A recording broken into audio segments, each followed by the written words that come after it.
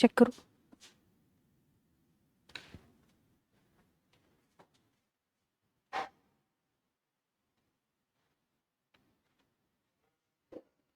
कर दो start. Hello students, welcome to your discussion for SFG test 15.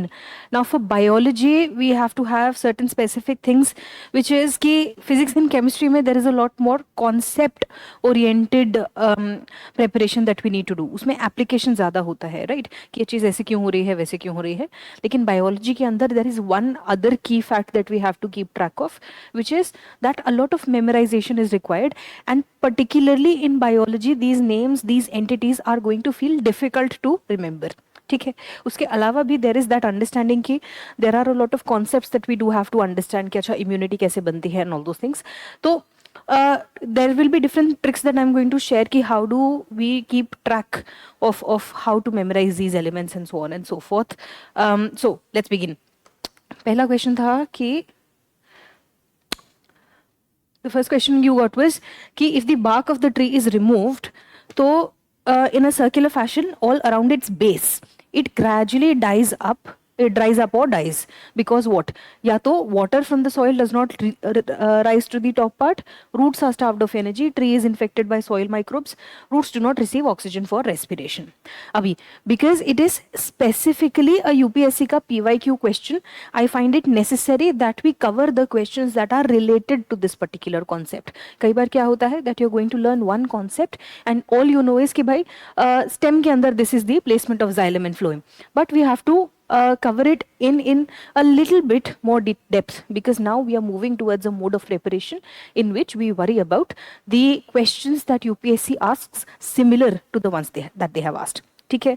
अच्छा, इस वाले क्वेश्चन में सिंपली इधर सेइंग कि भाई अगर रूट्स द स्टेम के आसपास से the wood is cut out, so then what is going to happen? उसके लिए what you needed to know was this particular part of the diagram. ठीक है. And I M pulling this diagram directly from NCERT. ठीक है. तो उसके अंदर नहीं दिख रहा है क्या डायग्राम? जूम करूं? बताओ.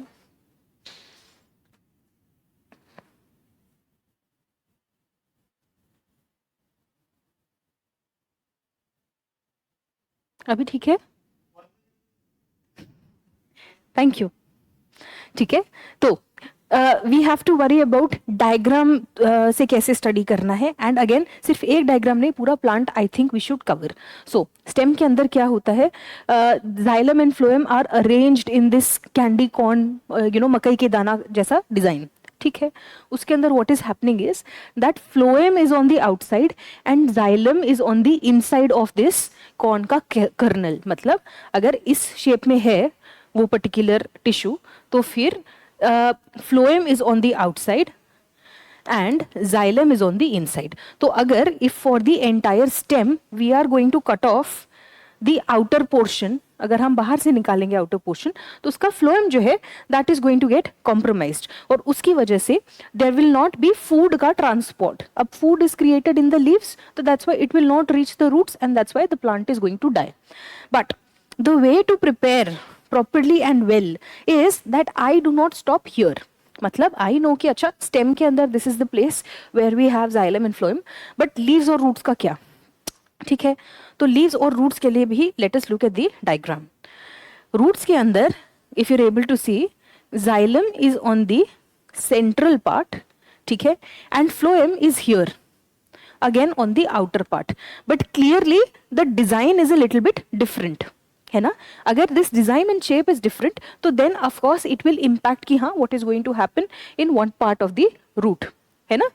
And plus if you see stem के अंदर the placement of this tissue is towards the outside, roots के अंदर it is more protected.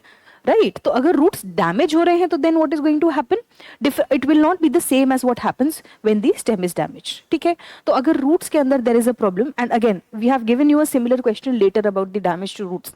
Roots के अंदर if there is a damage, what usually happens is, ये जो पतले पतले इसके रूट्स के strands है ना, they tend to get damaged, and if they get damaged then think of it this way कि ये पूरा entire structure is getting damaged। ठीक, plus the other thing is roots को आप आउटसाइड से कैसे डैमेज करोगे, सिर्फ even if you are going to damage the outside shell of the root, the interior is protected. What we have to understand from this is कि in biology the design and the placement of different tissues is such that they are protected by what sort of this thing danger they might face।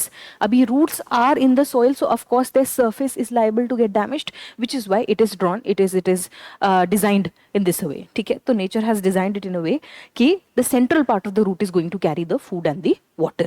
theek hai, and ab from this diagram see there will be a lot of things that you can remember if required, which is why I am completely in favor of looking at diagrams। मतलब when you look at this you are able to see कि clearly roots के अंदर xylem को preference मिली गई है, right? The size of the xylem is a little bit larger than that of the phloem, है ना, वैसा, because roots का primary cause is to primary job is to pull water from the soil। ठीक है, ऐसे ही अगर आप leaf के अंदर देखें, this part is the cross section of a leaf, की मतलब अगर लीफ ऐसे है तो मैं इसको ऐसे कट करके उसे लैटरली देख रही हूँ, मतलब पतले वाले एरिया की तरफ से। सो व्हाट इज हैपनिंग, उसके अंदर जाइलम और फ्लोएम जो है वेन, लीफ के सेंट्रल वेन में है। अगर वेन वाला लीफ होता है उसमें बीच में एक लाइन होती है, उस लाइन के अंदर आपका जाइलम एंड फ्लोएम जो है ट्रांसफर करता है, और उस ट्रैवलिंग जाइलम फ्लोएम में से ऐसे सब वेन्स निकलती हैं, वो कट होकर you are able to see कि देखो उसके और भी स्मॉलर ऐसे पाइप्स जैसे हैं। ठीक है, but xylem and phloem is naturally bundled in all three structures. ठीक है, that is what I need us to learn from this particular question. ठीक है, so that was question 1। Clearly अब उसका आंसर है roots are starved of energy.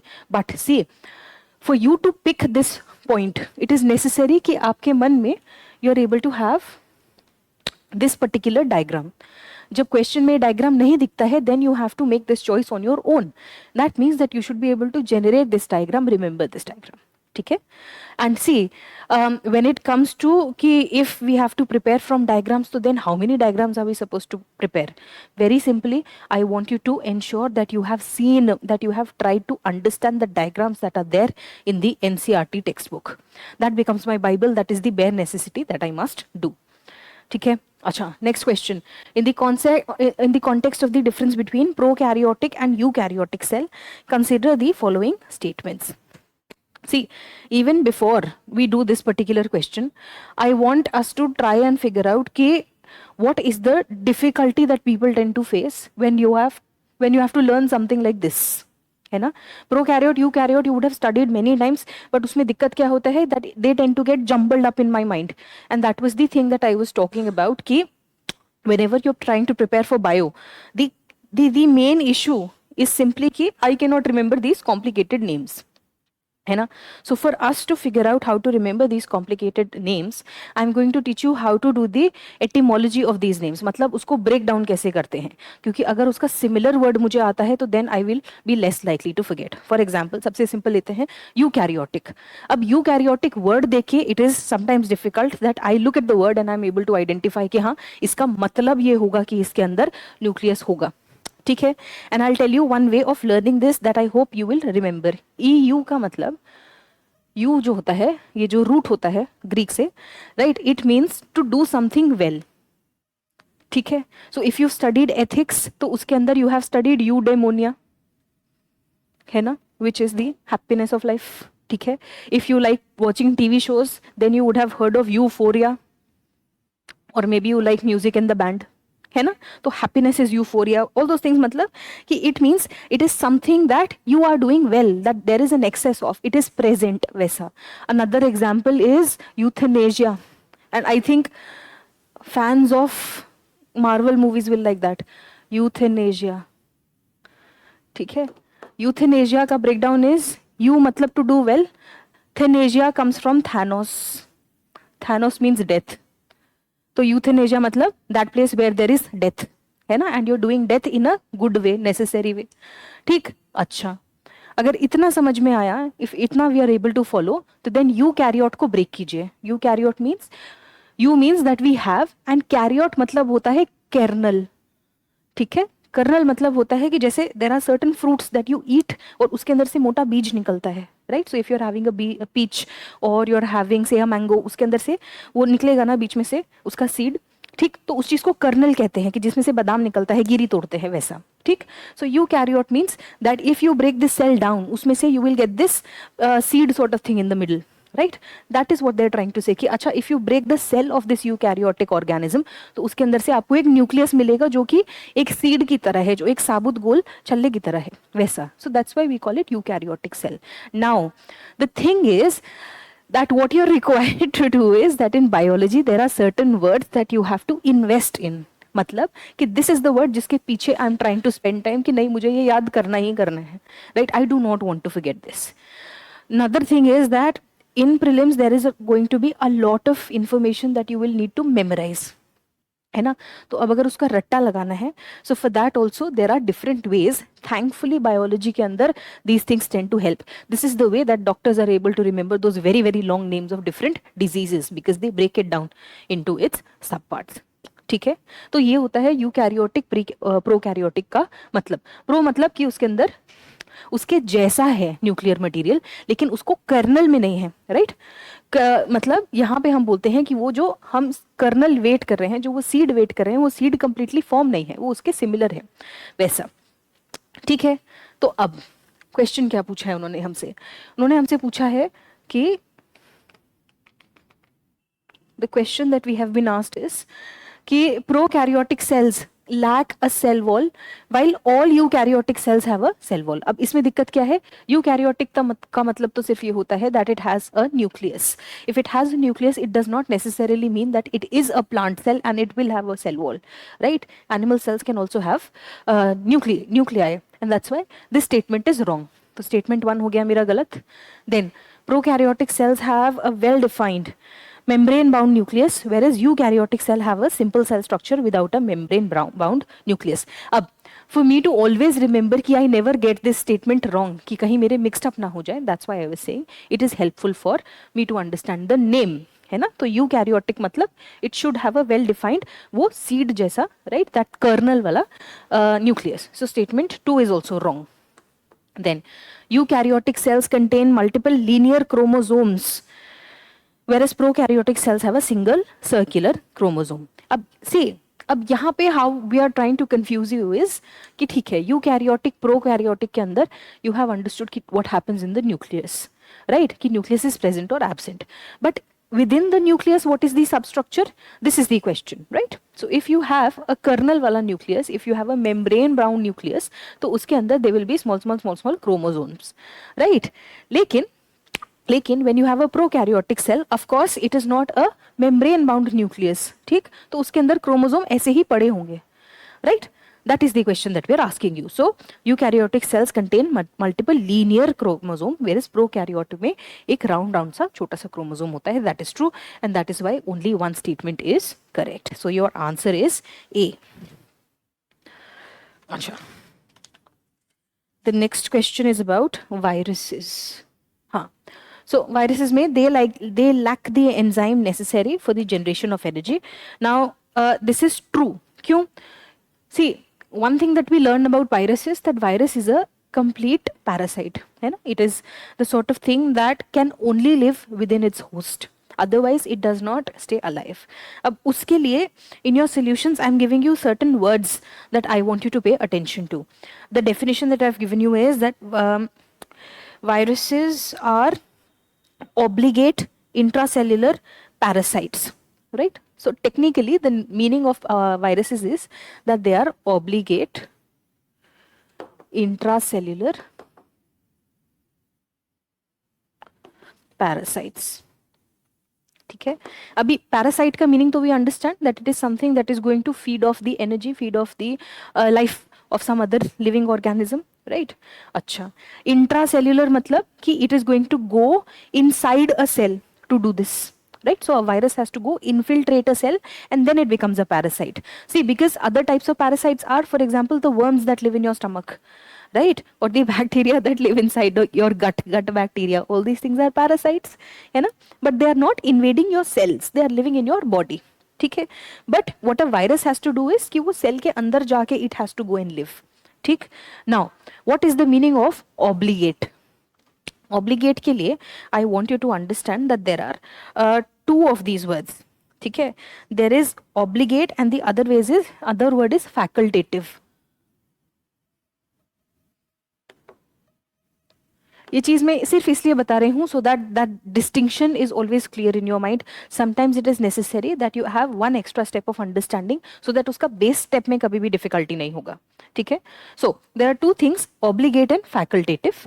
Obligate मतलब कि this organism can only operate in one way, it has the obligation to operate in the way that it works. मतलब virus जो है can only live in this way, it can only exist as a parasite, उसके अलावा it does not exist, ठीक है? Facultative होता है कि it can change, right? It chooses between the options that are available and it uses its abilities, ठीक है? So for example, there are certain animals and including us which are capable for both aerobic and anaerobic respiration, है ना? If you have sufficient oxygen, then you are respiring in aerobic fashion, and when you have less oxygen, then you respire in this thing anaerobic fashion, which causes you muscle cramps and lactic acid buildup. वो सब चीजें, ठीक है? What is that? That is facultative existence, right? Facultative respiration. मतलब मेरे पास जो option है, whatever options I have, I'm going to use that and I'm going to make my way that way. लेकिन viruses don't have that sort of choice. Virus के पास एक ही option है कि it goes and lives in a parasite, otherwise it is a dead object, ठीक है? और इसीलिए virus is an obligate intracellular parasite, ठीक है? अब why are they an obligate intracellular parasite का आंसर ये है कि because they lack the enzymes necessary for the generation of energy, ठीक है? Now दूसरी चीज, they can affect only animals but not plant cells. This is not true, ठीक? अच्छा, whenever this thing is happening, whenever you're doing prelims के questions, additionally, I want us to worry about one more thing. There is this tendency that people tend to have कि usually science के questions में the answer is going to be all four, right? It is very very risky for us to think like this कि हमेशा everything is usually true, which is why whenever you're doing science and tech questions, I want you to be very careful of any extreme words. उसमें only, all ऐसा कुछ word आएगा तो I want you to be very very careful. यहाँ they're saying कि virus can affect only animal cells but not plant cells, ठीक है? If this is true तो इसका मतलब प्लांट सेल में there can not be any sort of virus that exist. इसका अगर मुझे एक भी एग्जाम्पल पता है तो then I can easily refute this statement. Animal viruses तो we know, after COVID we are very aware of how many different viruses are there and all those things. तो इंसान का वायरस तो I am sure of, animals में भी होगा ही क्योंकि COVID is coming from animals, तो naturally animals also have viruses, ठीक? अच्छा, प्लांट सेल्स में are there any type of viruses? I will give you a name because of which it will be able for you, it will enable you कि हाँ this problem exists, and plus it will help you in agriculture also, so I'm giving you an example like that. Plants को there's a disease that affects which is called mosaic virus, ठीक है? And this is the sort of agricultural blight, मतलब the sort of disease that ruins crops, right? So it is that virus. और इसके जो सब names है they are, मतलब इसके subtypes जो हैं, it is like tomato mosaic virus, राइट, और क्यूकम्बर मोजेक वायरस और कॉलीफ्लावर मोजेक वायरस. ऐसे अलग अलग सब्जियों में you have mosaic virus. Mosaic virus मतलब मोजेक होता है कि when you are trying to make a painting with दो small small small small coloured tiles, है ना? तो you would have seen it in swimming pools और sometimes on walls when the design और an art work has to be made with दो small small small small tiles, है ना? तो mosaic virus में क्या होता है कि it breaks this food product down into small small small small segments, और उसके अंदर वो वायरस वहां से उसको खाने लगता है, it starts eating it up, right? अच्छा, तो if I know that there is an example of some plant diseases that are caused by virus, तो immediately I am able to delete this statement. इसका मतलब example is going to help me in multiple ways. Fair. So that is why when you do have to memorize certain things, remember them properly. अब हो सकता है you learned mosaic virus for agriculture, but it is helping you in a different question in a different way. So when we tell you कि whenever you're doing prelims का questions, I want you to think about the question. I want you to think at the question. So when you're thinking at the question, this is the sort of mind processing that needs to happen. कि ठीक है, they are saying कि is there a virus in plant cell? Do I know any viral disease in plant cell? If I know any, तो बात वहाँ खत्म. ठीक है? So statement 2 is wrong, but what I do have to learn is how do I arrive at that answer. ठीक है? Then viruses contain both RNA and DNA. ठीक है? अब this is not true. क्यों? आपको ये पता है कि RNA वायरस होता है और DNA वायरस भी होता है. ठीक, बट एक ही वायरस के अंदर दोनों तो नहीं होंगे, है ना? वायरस, एक वायरस के अंदर तो दोनों नहीं होंगे. That is why I am saying that this particular statement is wrong. Now this particular statement to be wrong, what is necessary for me to understand is how do I interpret this statement. If somebody has interpreted कि viruses in general as a category can have DNA and RNA, ठीक, but that is a, तो फिर they will take it right. But that statement has to be written in a different sentence. यहाँ लिखा है that viruses contain both DNA and RNA. ठीक, और जिस तरह से हम इस स्टेटमेंट को कॉन्टेक्चुअली रीड कर रहे हैं, when I am reading the entire question, then I have to pay attention to the fact कि they are talking about virus का स्ट्रक्चर कैसे होता है, right? So if I am saying it that way, then this does read as a virus has both DNA and RNA, right? That's why I have to refute this statement. Are you getting me? I also want you to have clarity about how to interpret statements. कई बार ये गलती हो रही होती है कि ma'am I know everything but I'm reading the questions in such a way कि I don't know what I thought कि I thought this was wrong, है ना? So if that sort of thing is happening, I want you to be conscious of what you're doing and then figure out why it has to be corrected. So if you're doing your tests in groups, तो कई बार talking to a student also helps कि अच्छा how did you solve this particular question? What did you read in this statement? If that does not work, of course you're welcome to come and talk to us teachers की. अच्छा ma'am, this is how I thought about this question. ठीक है? अच्छा, they are transmitted from one organism to the other through biological vectors only. अब ये भी जरूरी नहीं है. अगर virus is inanimate, if the virus is dead outside the host body, तो फिर वो जाके इन्फेक्ट तो करता ही है ना, even as that dust particle, right? So that's why this statement is wrong. In पूरे set के अंदर only one statement is correct, which was the first one, and that's why my answer is only one. है ना? ठीक है? So only one. Right? So that sort of thing. So when I tell you that it is helpful that you study from test series, this is what I mean. Ki you sit with the solution and you figure out what you're trying to study, and that will give you enough content to learn from. If you are going to read these things in a book, so then what happens? You tend to eliminate कि हाँ ये तो कभी नहीं पूछेंगे, this is not going to be useful, right? But when you're doing the test, then you figure out कि अच्छा I can use this information in this particular way. Once you feel that the information is useful, then there is a possibility that you will want to learn it. ठीक है? So that's why doing tests is a very important way of learning.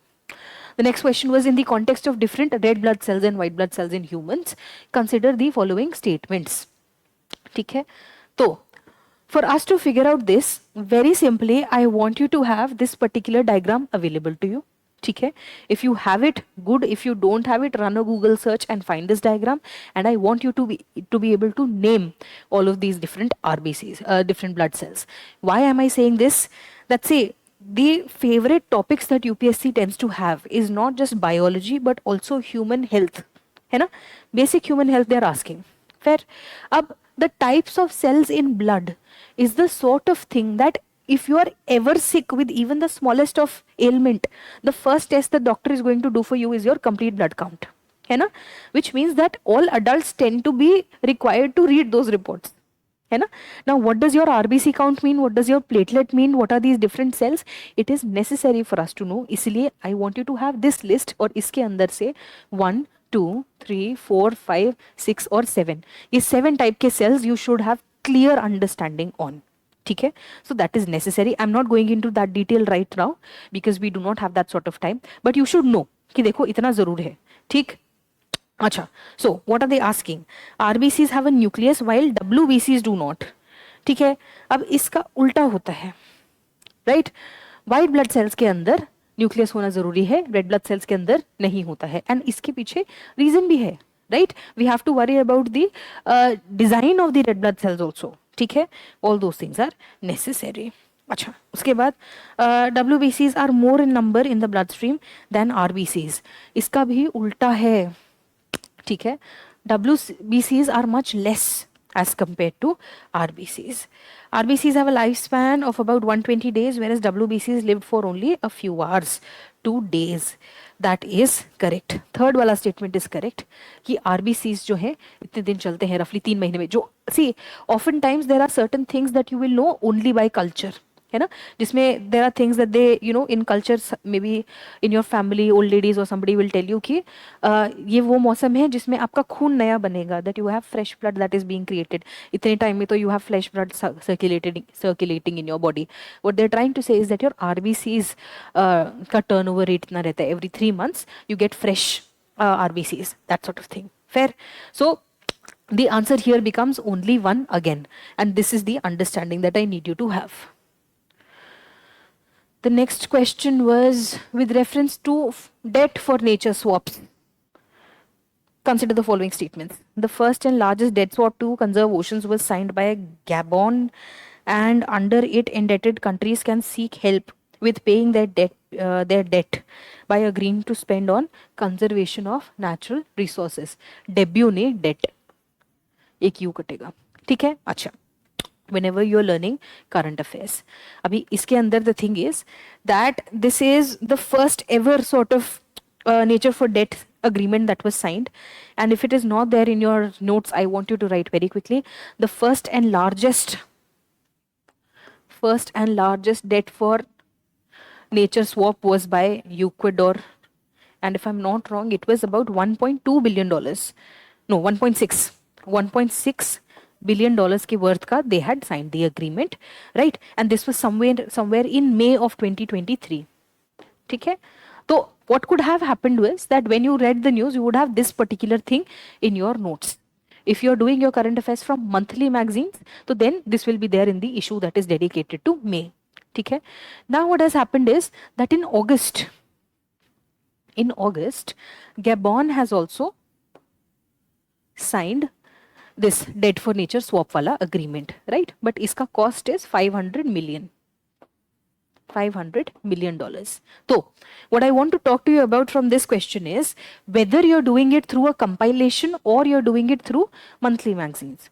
What you do have to make notes of, or the way that I want you to study is कि ठीक है, if a debt for nature swap has happened in one place, तो अगर if it is happening in a different issue, in a different magazine, in a different month also, it is your job to link it together. ठीक है. So one way of organizing this well is that I want you to have the index of your magazine in one place. ठीक है. If you have the index, तो index में it is possible that you are able to match debt for nature swap कब हुआ कैसे हुआ. ठीक है, वो वाली चीज, right. So when you are reading the magazines, you should be able to do this on your own. Additionally the test series are here to support you, so that if there is anything like this that has happened, उसके बारे में we will make a question so that you are able to get expose to that thing that has happened. ठीक है. So here Gabon wala was not the first, Ecuador wala was the first, so this is wrong, and the description is correct, so my answer becomes 2 only. ठीक है. Now the next question. Now, this is another concept that I do want us to understand properly. Prions. What are prions? Okay? And see, oftentimes what happens is that it is not the question itself, but the related information and how I have arrived at that question that becomes important. Oftentimes in some test series, what you will find is ki, and again, I wouldn't want to comment on the quality of test series, but in certain tests and practice papers, what happens is you have random questions and the student is not aware as to why we have asked that question. You know? But that is not happening here. I'm giving you questions very, very intentionally. ठीक. Question सीधा सीधा is just that, what are prions? ठीक है. Prions are referred to as, what is it? Misfolded protein that can induce misfolding of other normal protein. Infectious agents that contain nucleic acid, type of virus, a type of bacteria. अब इसका answer तो ये है कि it is a sort of protein. But your question should be, ma'am, why do I care about this particular thing? ऐसे तो बहुत सारी चीजें होंगी biology में. ठीक है. So the story of this particular thing actually starts from one disease that you would have heard of, which is called mad cow disease. ठीक है. And as a country with a lot of livestock, right? As a country which is the largest producer of milk, right? It is necessary that we understand कि हाँ, this is one disease that affects cattle, in a very significant way. अब mad cow disease का असली नाम होता है spongiform एनसिफेलोपैथी. ठीक है. एंड परहैप्स बिकॉज उसका नाम इज सो टफ इसलिए उसका ऐसा नाम रखा है. We have one comedy name and we have one biological name. ठीक है. तो एक तो I was telling you that in biology it is a skill to be able to break this thing down, right. And if I am breaking it down it will give me a lot of information. Spongy form मतलब it is like SpongeBob SquarePants, sponge के form वाला spongy form, sponge like. ठीक है. ये क्यों रखा है? क्योंकि when they opened the brain of these cows who were affected by mad cow disease, they saw that it looks like a sponge. और वो हुआ कैसे? इसका मतलब in their brain there was such degeneration कि वो प्रोटीन ही उसको खा गया अंदर से, right. So that brain which is suppose to be dense it is porous. ठीक है. तो स्पॉन्जी फॉर्म. अच्छा, एनसीफेलो मतलब this has to do with brain, है ना. जैसे माइक्रोएन्सेफेली पढ़ा था हमने, एन्सेफेलाइटिस होता है, it has to do with brain. अच्छा, पैथी मतलब डिजीज. ठीक है. अच्छा, now what actually happens is कि there is this prion type thing,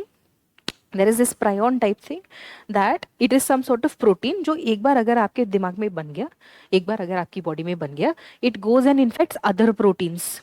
ठीक. और फिर वो प्रोटीन भी ढंग से चल नहीं पाते हैं, ऐसा. ठीक. सो दो प्रोटीन लेवल पे ही, मतलब टिश्यू लेवल पे ही that thing starts to degenerate. तो बीमारी ऐसी है that a part of your tissue itself is degenerating. Now इसका और back story is necessary for us, so let me get into that also. The backstory, I think I'll need more space. The backstory for prions. What we have to understand is, initially what had happened was that the way that science works is you have a problem first and you have to solve it. है ना. So mad cow disease was existing and there were other such diseases जिसके लिए it was very difficult कि how is it spreading. There was no pathogen that was being identified. ठीक है. कोई DNA cause नहीं है, कोई आरएनए कॉज नहीं है, nothing of that's what is there. ठीक है. So what they were able to discover was that there is something called a prion, एक तरह का प्रोटीन है. and proteins are also not quite simple in nature. proteins have primary structure, secondary structure, tertiary structure. मतलब सबसे पहले primary structure में you have its chemical structure, मतलब amino acids are linked together. Secondary structure में one और two of those amino acids are going to get into some design. ठीक. तो यहाँ पे तो कोई केमिकल स्ट्रक्चर है और यहाँ पे वो केमिकल स्ट्रक्चर आपस में इज गेटिंग लिंक्ड. ठीक. और टर्शरी सेक्टर में डिजाइन में क्या होता है, टर्शरी स्ट्रक्चर में, कि that protein create some design on itself. मतलब वो protein sort of turns into its some specific design and then that entire thing is formed, right. तो मतलब there are levels of sophistication that are there. ठीक है.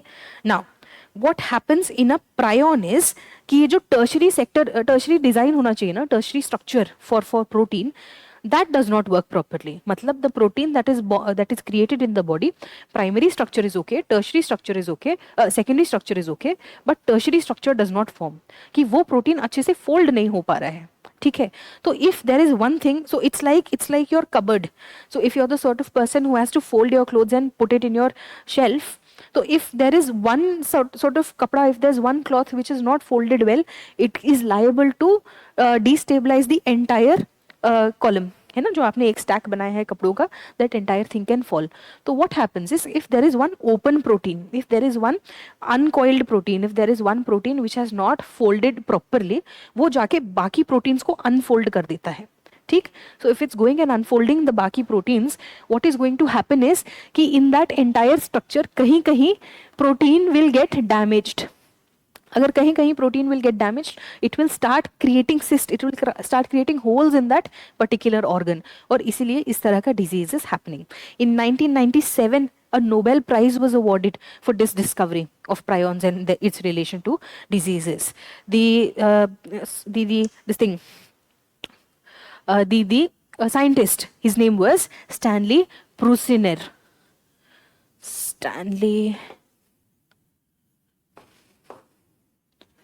Prusiner. ठीक है. So Nobel Prize of 1997 was awarded for this. अब see, UPSC will ask in mains also कि अच्छा some random old year का क्या कहते हैं Nobel Prize was awarded for what reason and so on and so forth. You don't have to do all of them. You have to do certain ones. right? Whichever ones are significant, however way possible, we are trying to give you in your test series. Okay, so this was the entire story of how and why we are asking you this particular question. और ऐसा भी नहीं है कि this is the only disease that it creates. I'm giving you the names of other disease. There is Creutzfeldt-Jakob disease, right, and so on and so forth. And again, the names are going to be complicated. All you have to do is to figure out what is happening.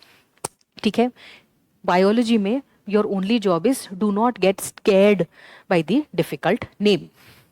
Acha, next, in the context of the difference between cell mediated immunity and humoral mediated immunity, consider the following. Humoral का क्या मतलब होता है? That is the first concern here. Humoral means bodily fluids. ठीक है, and bodily fluids does not only mean blood. It will mean your saliva, it will mean your lymph, it will mean your mucal discharges from wherever places you have mucus in your nose, in your gut, and all different places. ठीक है, even those are necessary for immunity. अच्छा, so what is the question here? The question is कि cell mediated immunity is primarily driven by B cells and humoral immunity is mediated by T cells. अब इसका उल्टा होता है, right? Because T cells in your immunity, the way I remember it is that they target different cells. So what does it do? If the cell is infected, this T cell will go and attack that particular cell. है ना? So that becomes cell mediated immunity. So that's why this is opposite. So first statement हो गया मेरा wrong. The second statement was humoral immunity involves the formation of antibodies. Humoral antibodies, whereas cell-mediated immunity does not. अब if you have studied about blood and the antibodies present in the blood, A group, B group, है ना? तो उसमें antigen होता है, antibody होता है, ऐसे होता है, right? तो वो चीज is there in your humoral system. मतलब it is, अभी तो लिखा था, it is in your bodily fluids, है ना? तो उसके अंदर you have antibodies. ठीक? That's why statement 2 is correct. Statement 3 is cell mediated immunity protects against extracellular viruses and bacteria while humoral immunity targets intracellular pathogens. Again,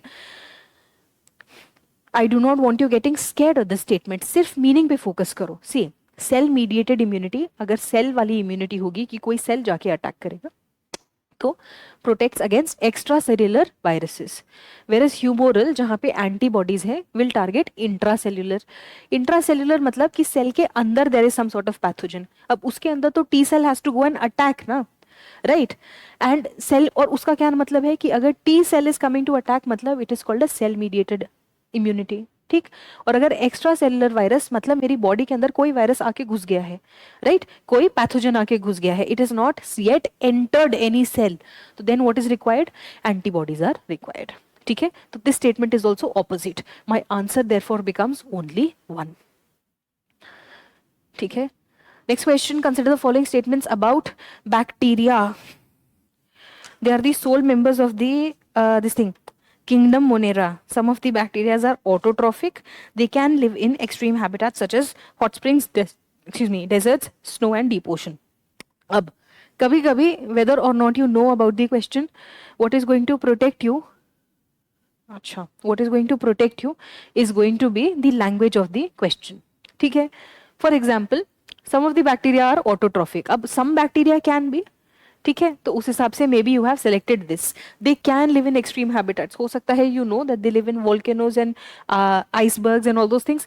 otherwise they can के हिसाब से you have tick this, right.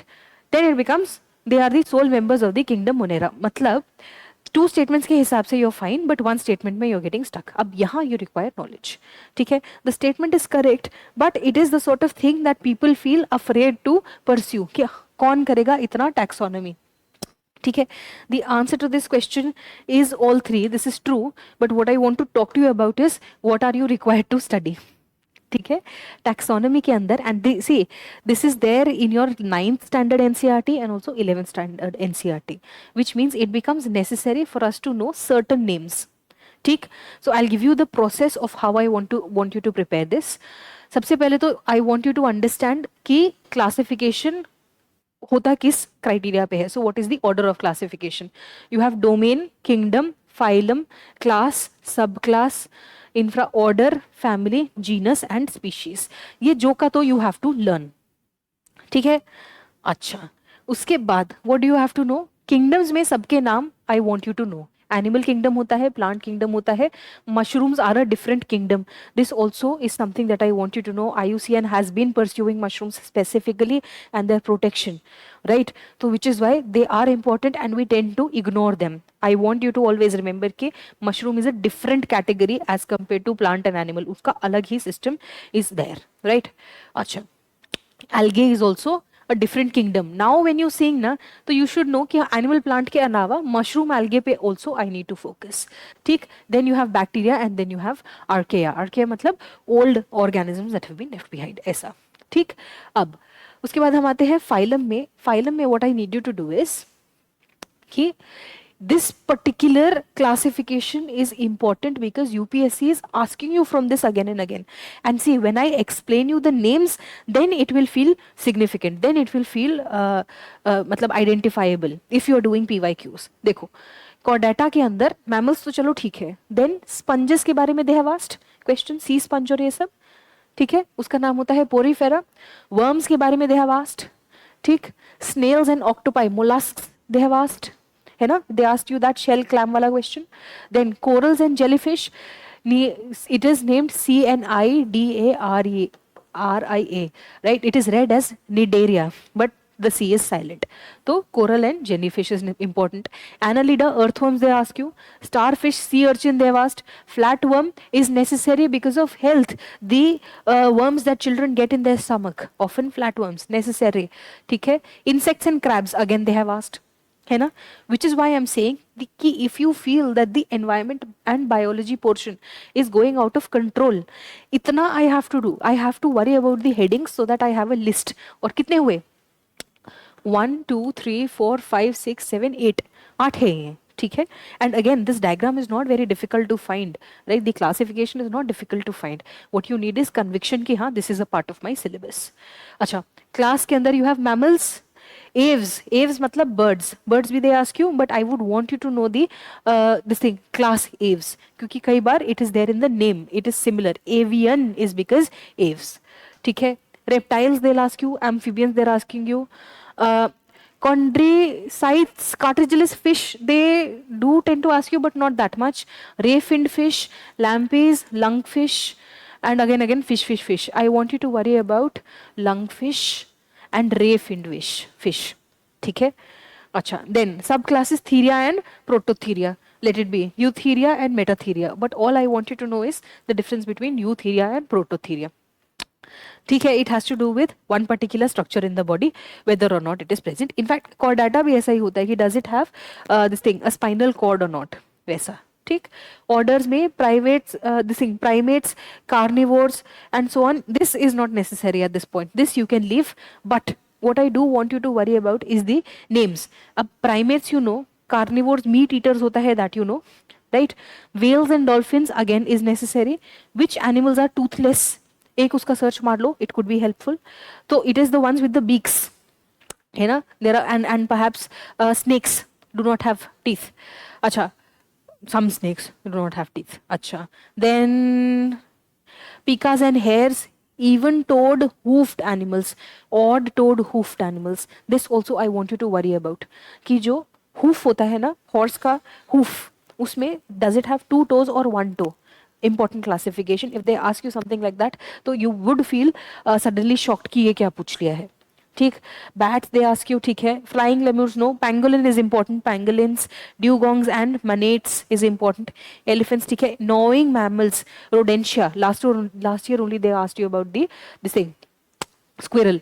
ठीक. So that's why necessary. Families में humans, gorillas, gibbons, baboons, new world monkeys. अब यहाँ we are going towards humans. यहाँ से you can let it go. ठीक है.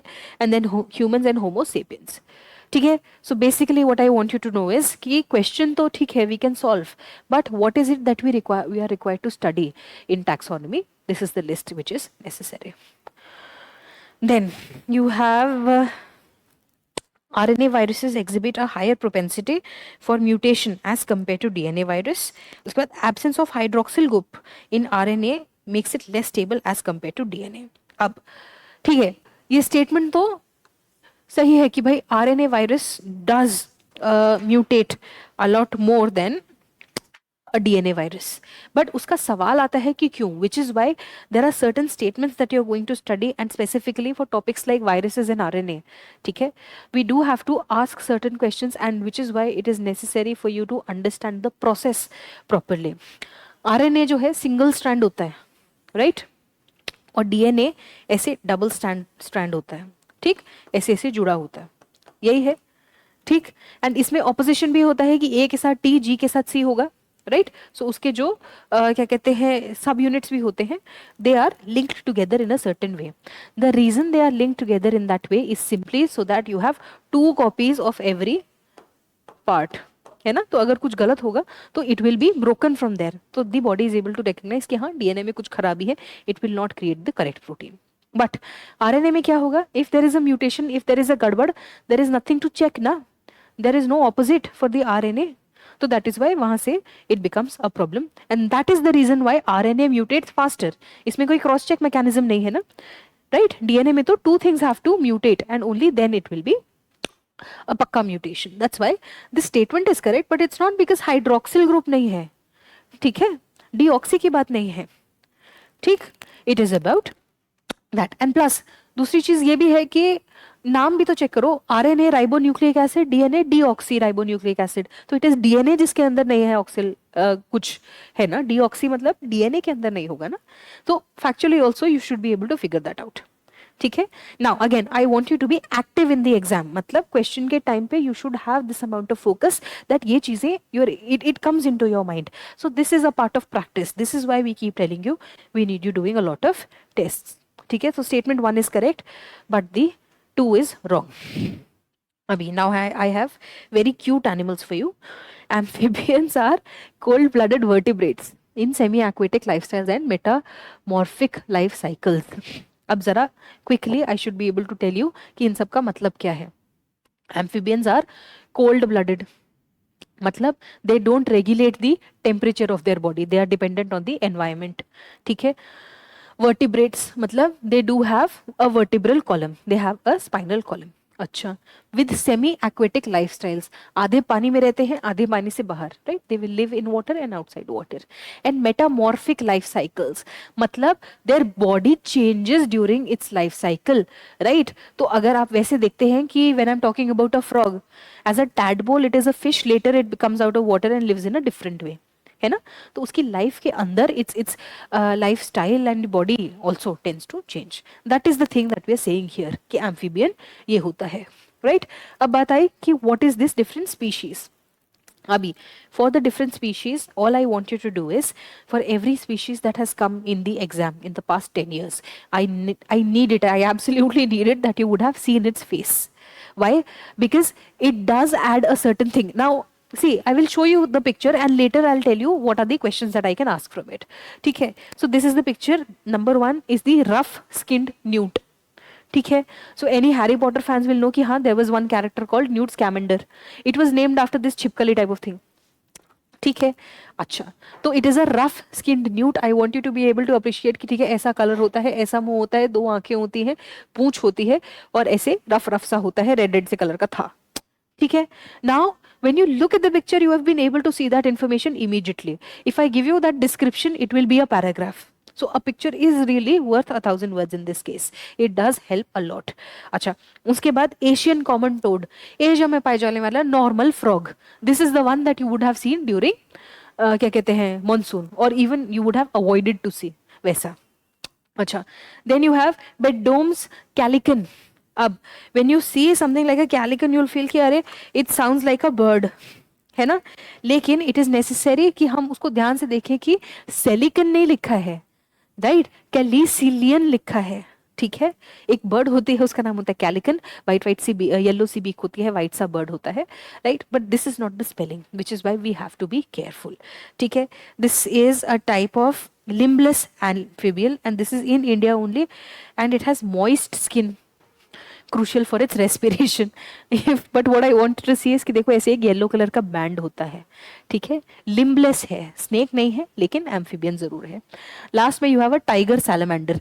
सैलमेंडर कैसा दिखता है, this I want you to know कि ये भी छिपकली जैसी ही शक्ल है, ठीक है. अब अगर आप न्यूट और सैलमेंडर को देख रहे हो तो दिख रहा है सिमिलर है ना.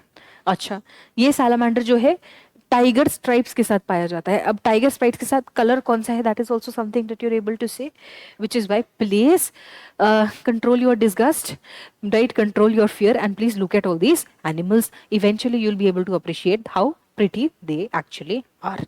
ठीक है, तो अब if you have seen the face, then when I ask you कि अच्छा which of these are amphibians, ठीक, तो न्यूट इज एन एम्फीबियन. अब ये हमें याद रहेगा कि छिपकली तो है वो एम्फीबियन रहती है, टोड तो एम्फीबियन होता ही है बिकॉज वी लर्न कि हाँ it has a metamorphic lifestyle, तो टैडपोल से टोड जरूर बनता है.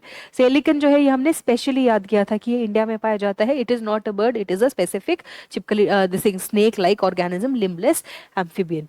टाइगर सैलमेंडर वी सॉ कि हाँ it is again like a छिपकली बट इट हैज दो स्ट्राइप्स, राइट.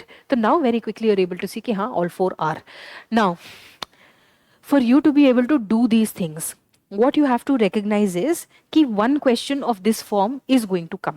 सबसे पहले you have to have that conviction कि भाई ये पेपर में आएगा, ठीक है.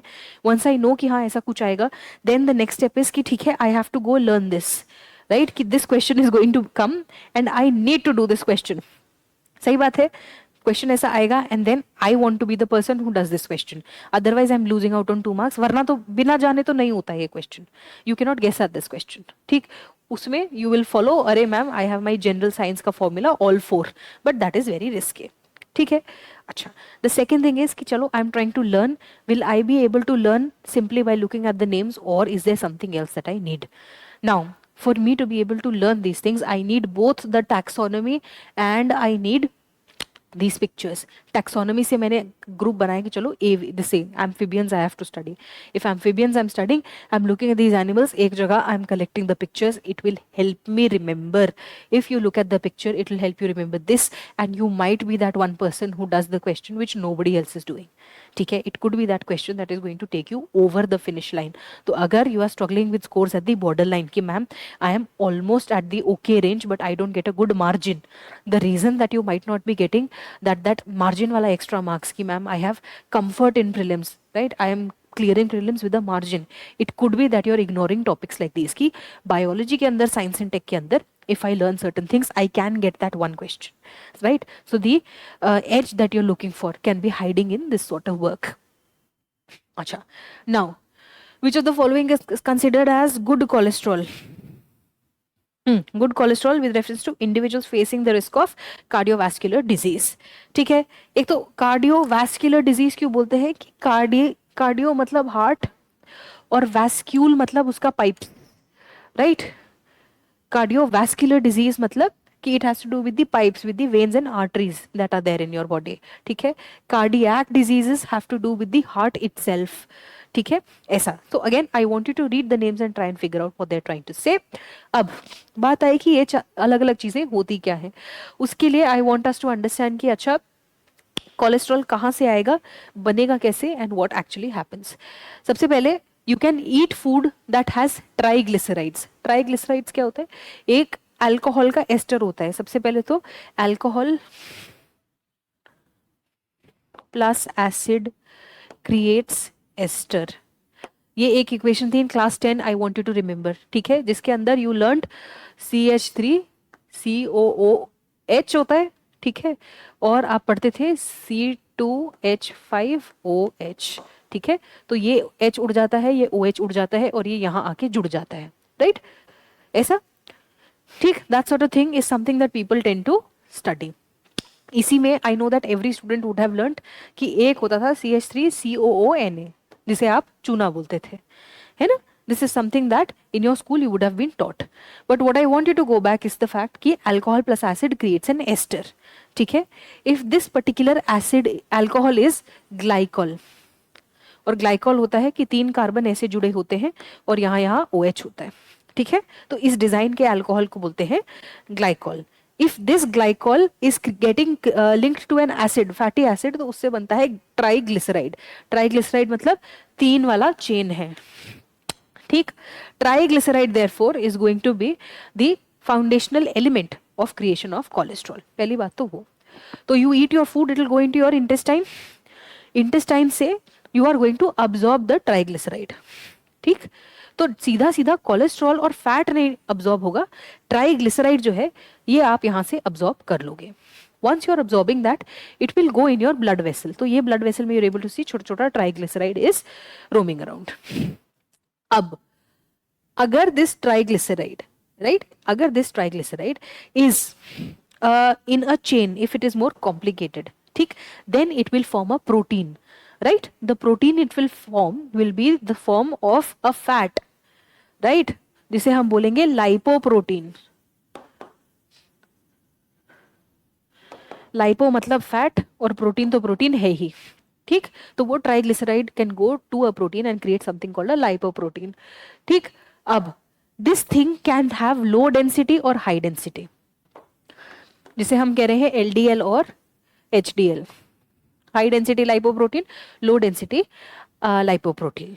अब क्या होगा, if you have low density lipoprotein, ठीक, low density lipoprotein can easily keep on flowing in your blood because it is low density, it is easily getting mixed.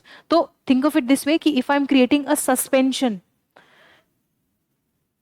अगर मैं एक सस्पेंशन बना रही हूं तो उसके अंदर smaller particles, lighter particles are more likely to remain suspended, ठीक है।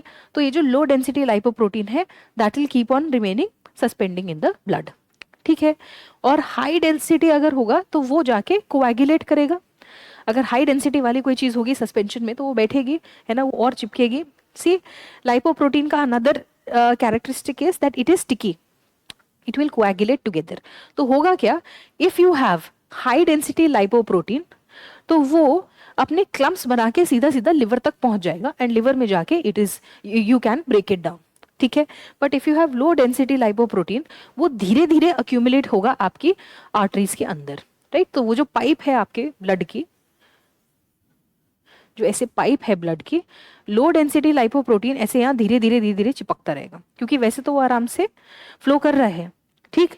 इतना हैवी नहीं है कि उसे, मतलब इतना हैवी नहीं है कि वो सीधा सीधा चलता जाए, बट छोटा छोटा कहीं कहीं कहीं वो सस्पेंशन जो है चिपकता जाएगा, ठीक।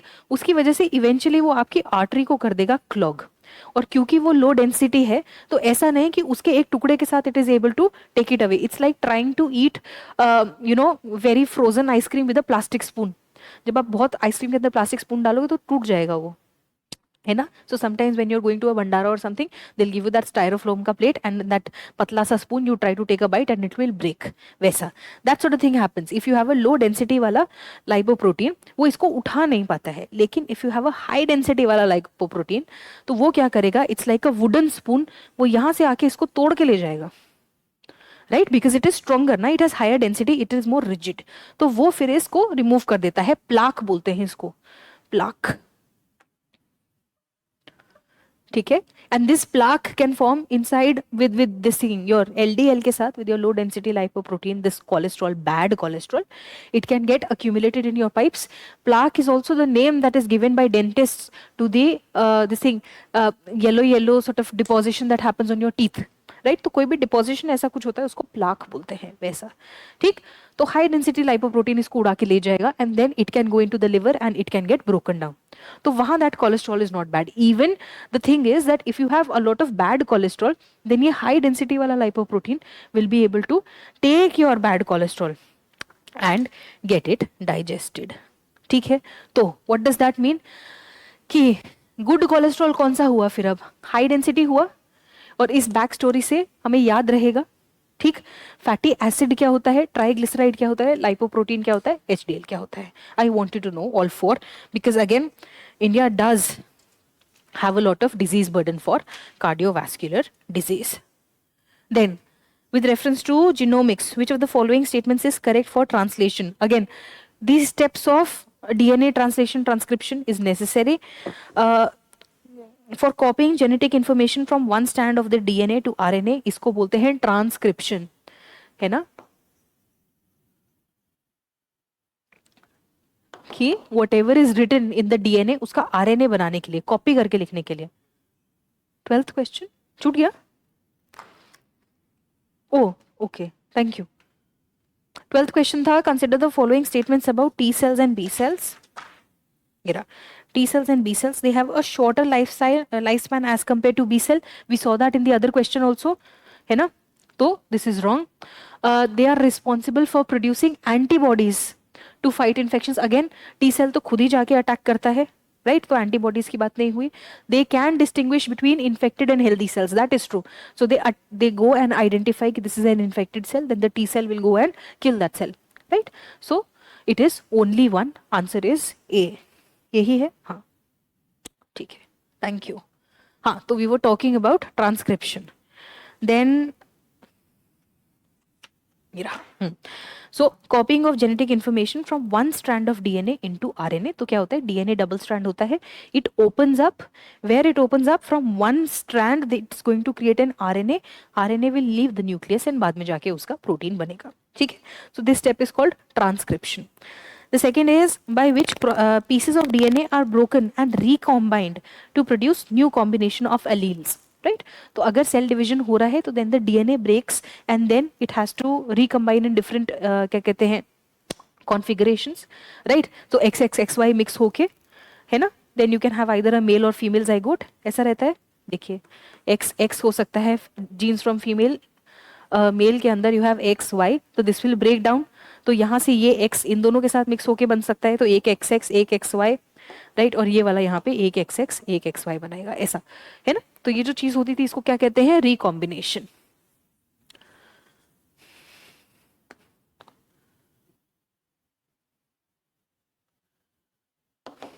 Then by which a double-stranded DNA molecule is copied to produce two identical DNA molecules. इसका नाम होता है रेप्लिकेशन. सेल डिवीजन में पहले एक डीएनए की दो कॉपीज बनेगी, फिर वो जाके रिकम्बाइन करेंगे, ऐसा. ठीक. Of polymerization of amino acids to form a polypeptide. Translation ये होता है, right.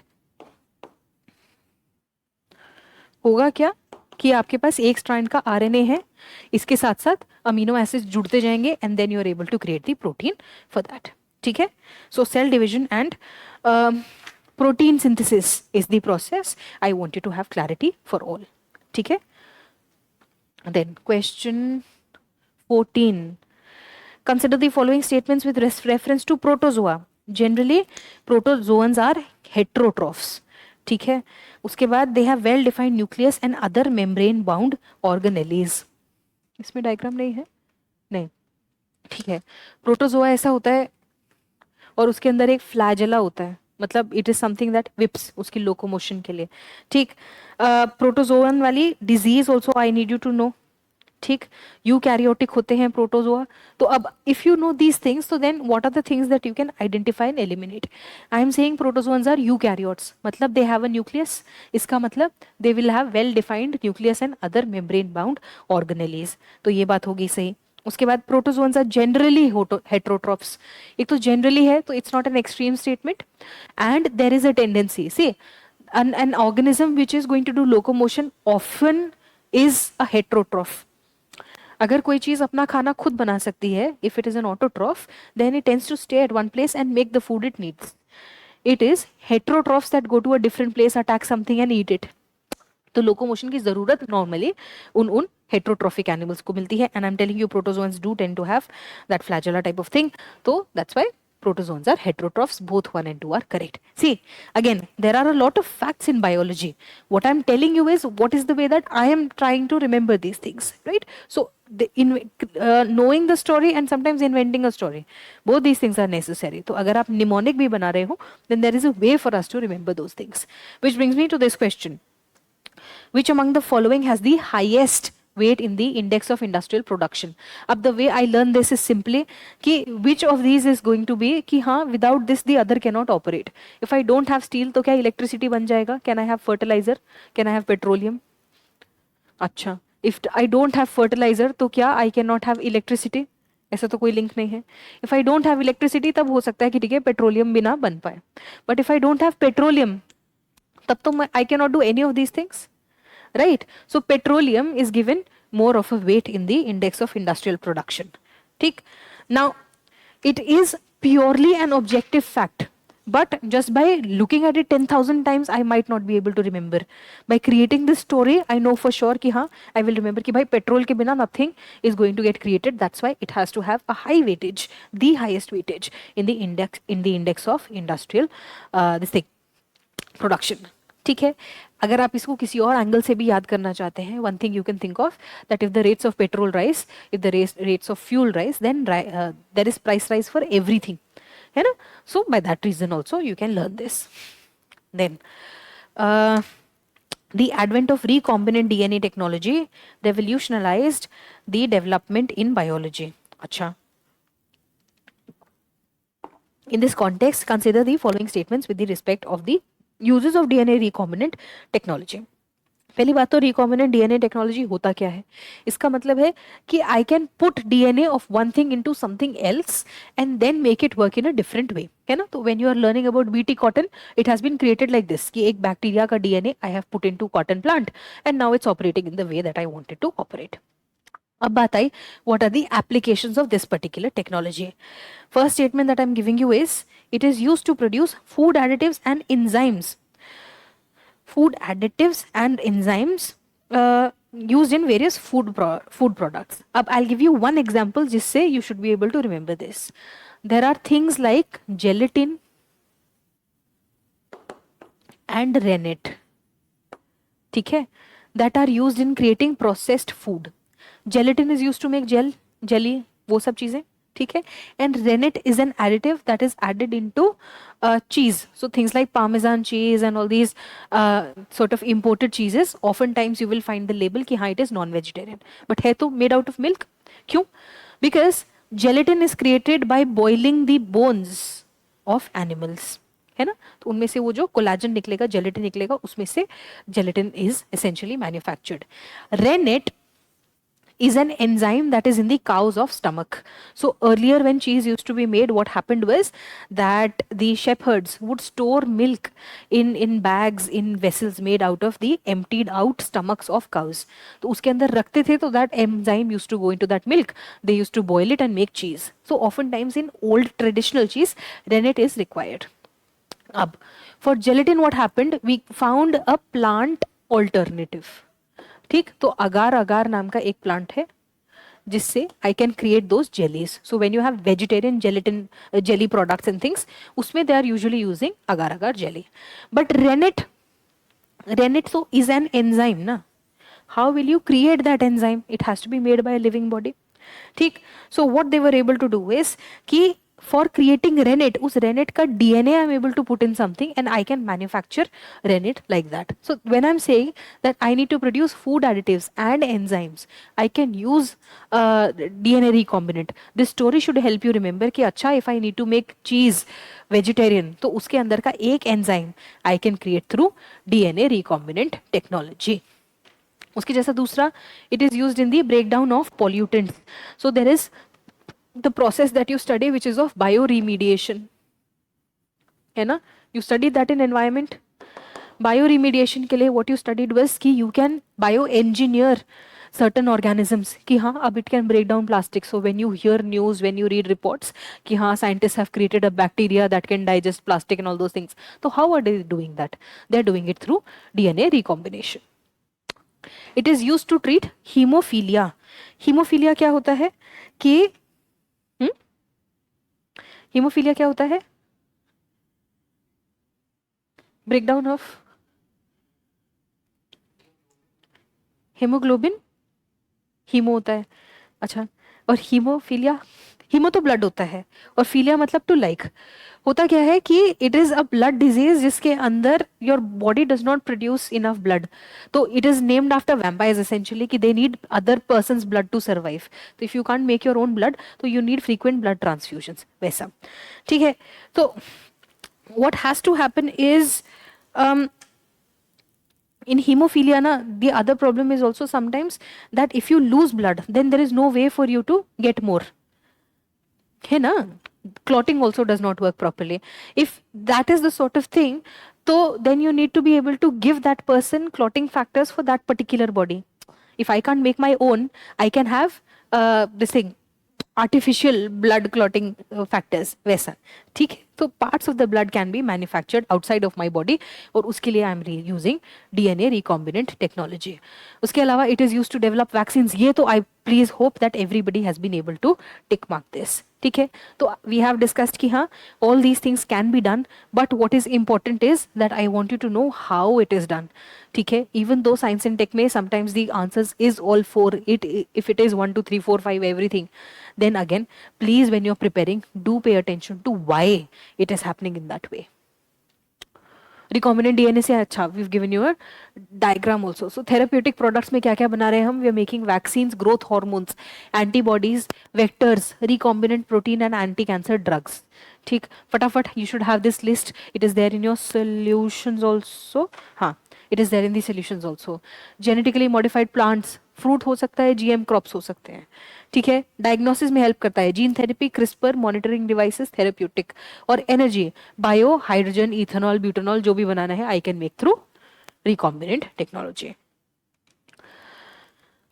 Then the next question was, in many instances the transplanted seedlings do not grow. अब ये वही है that I was talking to you in the beginning about xylem phloem वाला question. I'm saying that if I have a seedling, I have created a plant that you've bought in say a nursery and you're trying to grow it in your house, right? Sometimes why does it not work? Statement 1 I'm giving is that the seedling fails to adapt in the new environment. पहली बात is seedlings are sort of quite risk averse. मतलब seedlings are biologically such that they are more conducive of difficult environments, और इसीलिए there is that transplanting का period which is there. मतलब when it is a baby, when the plant is a baby, then you can move it from one place to another. If it has grown sufficiently, then it does not survive. वैसा है. तो in fact this is opposite. New soil is deficient of micronutrients. If you're getting a this thing, seedling from somewhere and putting it in a new place, you do put all of your manure and all the preparation in the soil, है ना? तो micronutrients का भी ऐसा कुछ नहीं. The root hairs get damaged during transplantation. ये बात सच है. So if in that plant वो जो roots था that you have put in a small bag and you've bought it, while you are digging and pulling it and putting it somewhere else, in that process it could be that the roots are getting damaged. इसलिए whenever seedlings are transplanted, you will notice that उसके साथ it is put in the soil that is around it, है ना? They put the root and the soil itself, उसके आसपास का soil के साथ देते हैं, है ना? And you put it in your new pot, वैसा. That is the reason that we do not want to damage the seedling. In fact, when you're putting it in the ground also, तब भी you have to be very careful that you do not hurt the particular roots. तो उसको push भी नहीं करते. You just put it and you worry about the soil that is around it. ठीक है? वैसा. Seedling stems get damaged during transportation. Stem को कुछ नहीं. ठीक? So the answer was C. Question 18 was antibiotics. Again, a very important topic. Antibiotics, antibiotic resistance, and the new antibiotics that have been discovered, found this year.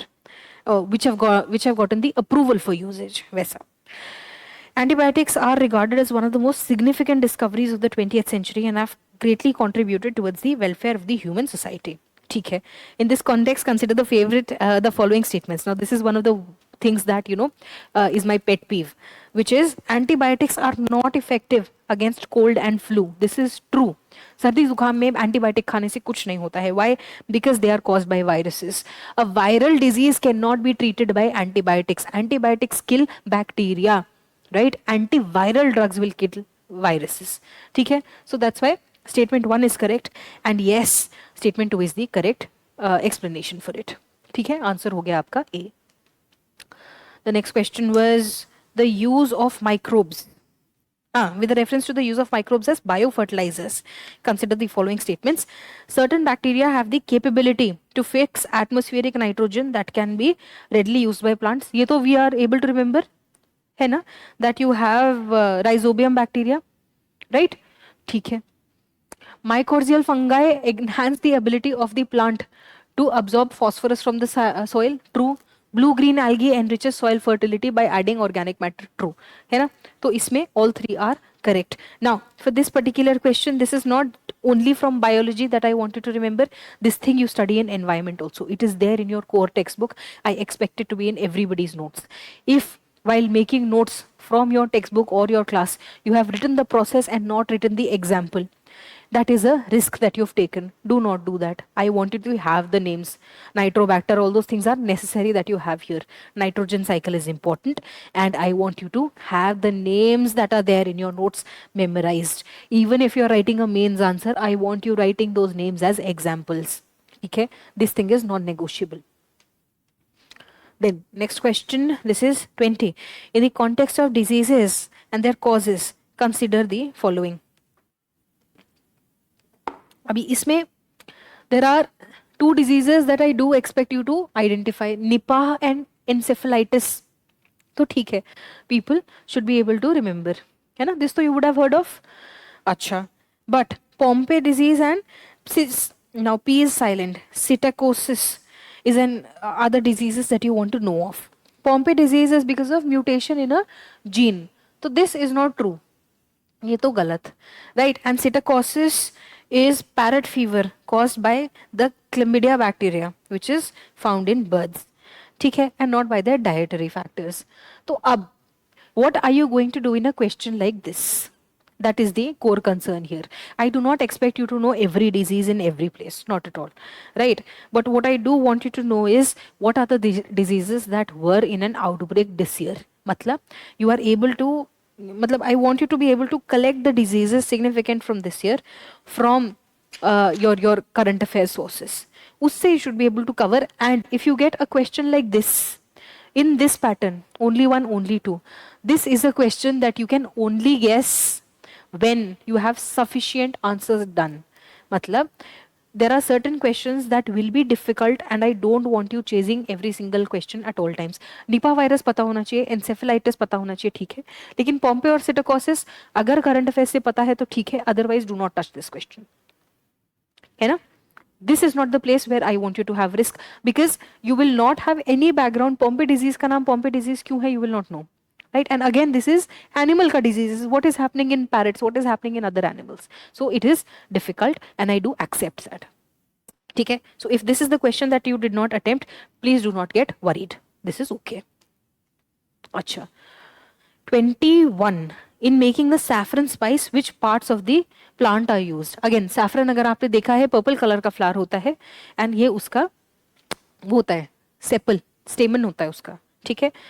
उसमें से बनता है ये, sorry stigma होता है उसका, उससे बनता है. So what I have to see is that see parts of a plant क्या क्या होते हैं. This is there in your this NCERT text book of class 8 also, class 10 also, and as far as I remember class 12 also. Okay, so those classes, these diagrams should be there, and again anybody who has prepared for board exams would have this diagram that they tried to learn back in school. ठीक है, तो एक flower के अंदर, एक तो flower is the reproductive part of the plant, उसके अंदर then there is the male part and the female part.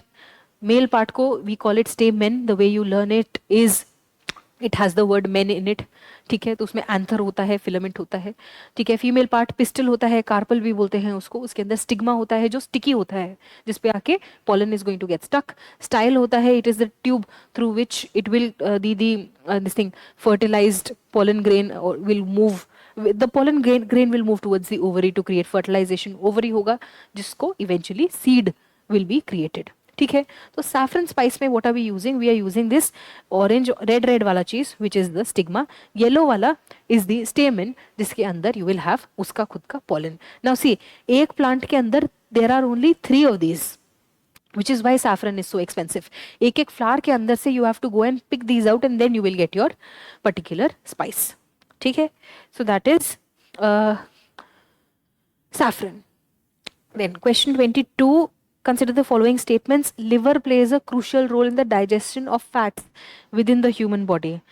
सही. उसके बाद the liver is responsible for synthesizing enzymes like lipase that facilitate the breakdown of fats. अभी liver के अंदर the breakdown happens but liver does not make those enzymes.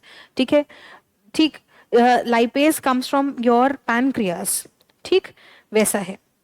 Bile is the and bile also is not really the sort of enzyme that is created. Bile is that so what happens in the liver is that your fat is going to come and your enzymes are going to come and it is mixed together in the liver, and then that mixture is called bile. So it is not really an enzyme that is created. So naturally statement 1 to theek hai ki liver digests fat, but these enzymes are not created by the this thing bile, by the liver, right? So statement 2 is incorrect. ठीक है? Acha. Then this again is an easy question. I would want you to know this even if you have not prepared biology separately also. So with reference to the evolution of living organisms, what is the sequence? सबसे पहले we were fish, right? Fish से they were able to move towards land. उसके लिए they became amphibians. Amphibians बनने के बाद they became reptiles. ठीक, reptiles के बाद they became mammals. ऐसा reptiles बनते बनते they were able to have their vertebrate, the column, right? वैसा उसके बाद they become mammals. तो the answer is D. Then consider the following statements about xylem in plants. Again, more xylem. The next question, 24. हाँ, transportation of materials by xylem is generally multidirectional. Water is unidirectional. अच्छा, पहले तो xylem is present in roots, stems, leaves and is responsible for the transport of water and minerals. ठीक है, तो statement 1 तो हो गया मेरा correct. Xylem does water, phloem does food. Then transport of materials by xylem is generally multidirectional. नहीं, water has to go towards roots, towards plants. ऊपर से नीचे नहीं भेजते हैं पानी वापस. So statement 2 is wrong. Xylem helps in providing mechanical support to the plant. No, right? So the correct answer is only no. Xylem helps in providing mechanical support to the plant. This is true. So what actually happens is कि xylem tissue and as its own, ठीक है, is like a pipe, और उसके अंदर जब पानी रहता है तो it becomes rigid, right? So yes, it does provide mechanical support also. So when I showed you the diagram there of xylem very far back, I think it was the first question only. क्या? हाँ, तो when we were wearing about the xylem, इसमें देखिए it is in the center and it is here, right?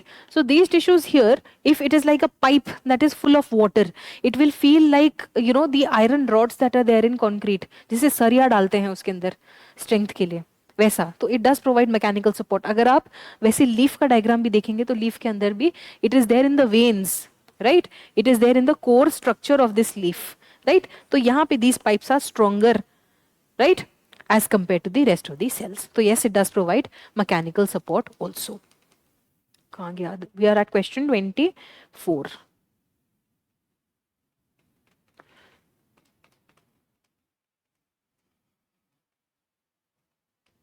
ठीक है, so it does provide mechanical support also.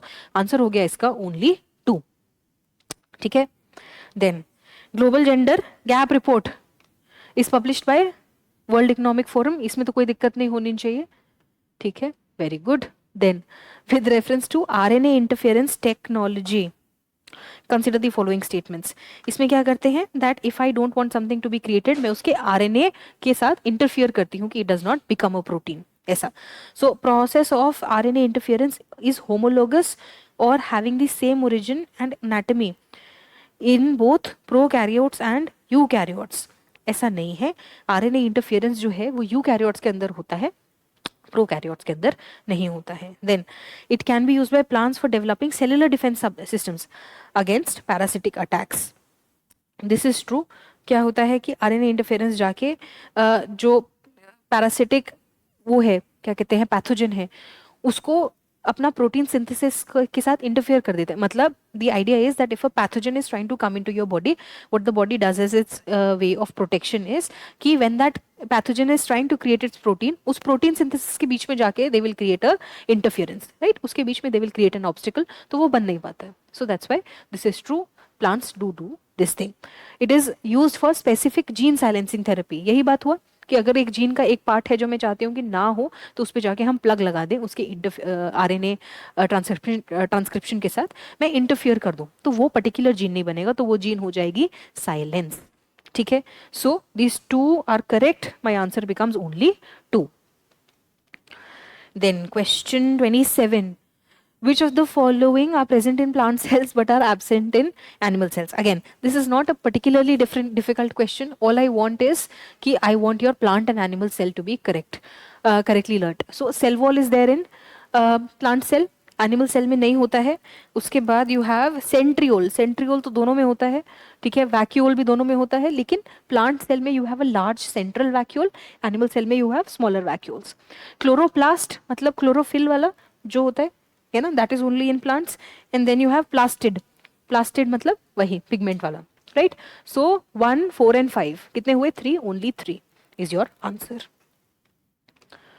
ठीक. And again, I'm giving you for reference, these are the diagrams that are there in the NCERT. I want you to be able to visualize the diagram. Question ऐसा आएगा, but you should be able to see कि हाँ, this is what my animal cell looks like, this is what my plant cell looks like. अभी I'm giving you that question. I can give you this question also कि अच्छा microvilli होता है कि नहीं होता है, right?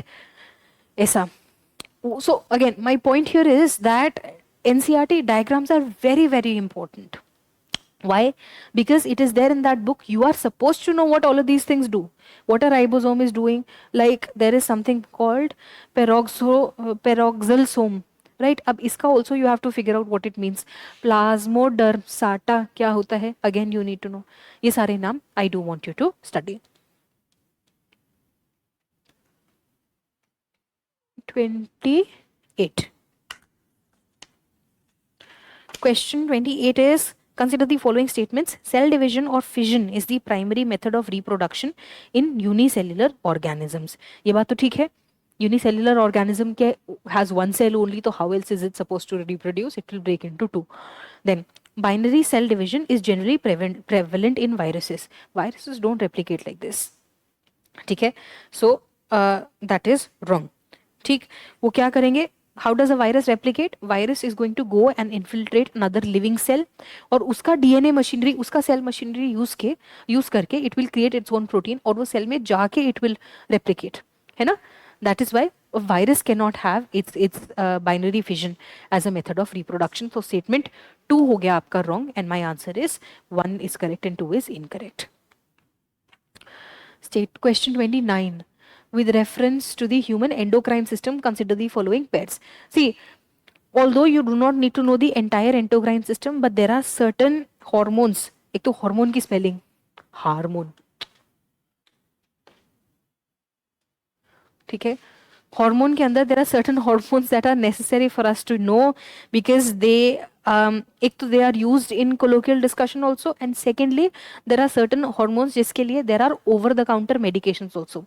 So in health and wellness for UPSC, whatever products are being sold, right, whatever marketing is happening, then for you as an as a aware individual, as a grown adult, it is necessary that you're able to identify ki ha, this is a necessary thing, this is a not necessary thing. So melatonin is that sort of hormone, that sort of tablet that is being sold to people, that it will help you sleep, है ना. So people take melatonin for that. So that you have to know that it is for the regulation of rhythmic sleep and wake cycle. तो उसकी वजह से this is not right. Cortisol is your stress hormone, and that stress hormone is so that your cardiovascular system under your fight or flight response is able to respond to stress. So cortisol is generated. So cardiovascular system वैसा. Cortisol is also generated whenever your body is in crisis. So if your heart needs to pump more blood, या फिर it is that oftentimes in medicine also, if the patient is crashing, right, they're going to give them a cortisol का injection, adrenaline का injection, that sort of thing. इसलिए insulin balancing sugar levels in blood cells, इतना तो confirm होना चाहिए. Insulin I don't want anybody to go wrong, ठीक है. Then thymosin जो है, it is about the thyroid. तो वो कैल्शियम लेवल का कुछ नहीं करता है, ठीक है. तो थाइमोसिन वहां से, दिस इज रॉन्ग, ठीक है. And it has to do with the immunity, वैसा, ठीक. So the only one which is correct is insulin वाला, एंड इट इज ओनली 1, ठीक. अच्छा, the next question was plant adaptation. Phreatophytes are the plants which are adapted to grow in. अब again, for you to be able to break this down, it is necessary, ठीक. अगर नाम आपको याद है तो ठीक है, otherwise it will be difficult for you to identify. Pure word association वाला question है. I'll tell you, phreatic has to do with the well. ठीक. So it is the sort of plant that will go and seek out a lot of water by digging deep. So that is called a phreatophyte. ठीक है, that sort of plant जो is going to have very deep roots and is going to go like a well and get water. ठीक. Now once you know this, then it is more likely that you're able to remember कि हाँ इसका मतलब क्या होता है. ठीक है. So whenever you're studying, please try and figure out why it is called so. Question 31. Hep B, Hep C. See, hepatitis again diseases. 30 का आंसर was A, arid और सेमी एरिड रीजन. ये है ना, फ्रीहाटो, क्योंकि फिर वो वेल डिग करेगा so that it can get water. अच्छा, question 31. We have hepatitis. So which of the following is not correct? Hepatitis B is transmitted like HIV. ये तो बात सही है, from blood and injections and sexual contact. So ये तो correct है, which is not my answer. See, whenever I give you a question like this, I do want you to focus a little bit more on it. Why? Because यहाँ the risk is that you get confused कि हाँ सही correct था या wrong not correct था, and you will not identify in the exam that you have misread the question. ये बाहर निकल के ही पता चलता है कि I'm looking for correct statement और correct wrong करते करते you are going wrong in it, which is why this particular pattern and the subject of economy, when you have to apply, that is where this mistake happens. You know, when you have to do things like acha A leads to B leads to C leads to D, and UPSC is asking you कि अच्छा if this happens तो will we have inflation in the economy, है ना. तो वहां पे you have to keep track of your thoughts कि हाँ ये हुआ है, ये हुआ है, ये हुआ है.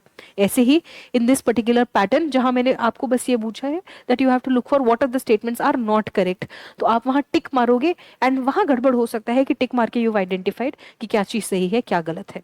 ठीक. Which is why I want to discuss the method of solving this particular question. Not correct should be underlined. मतलब I have to look for what is wrong. ठीक है. Hepatitis B virus is transmitted much like HIV, ये मुझे पता है, इसलिए ये answer नहीं होगा. ठीक है. Every time you are doing that statement, I want you to run this sort of thing in your mind. That is how you protect yourself from making a silly mistake. ठीक है. Hepatitis B unlike hepatitis C does not have a vaccine. C, इस question में वैसे कोई और गलती नहीं है. क्वेश्चन में दिक्कत यही है कि बस the statement is negative and the thing that you have to find also has other double negatives. कि hepatitis B unlike hepatitis C does not have a vaccine, मतलब B does not have a vaccine and C has a vaccine, जबकि उल्टा है.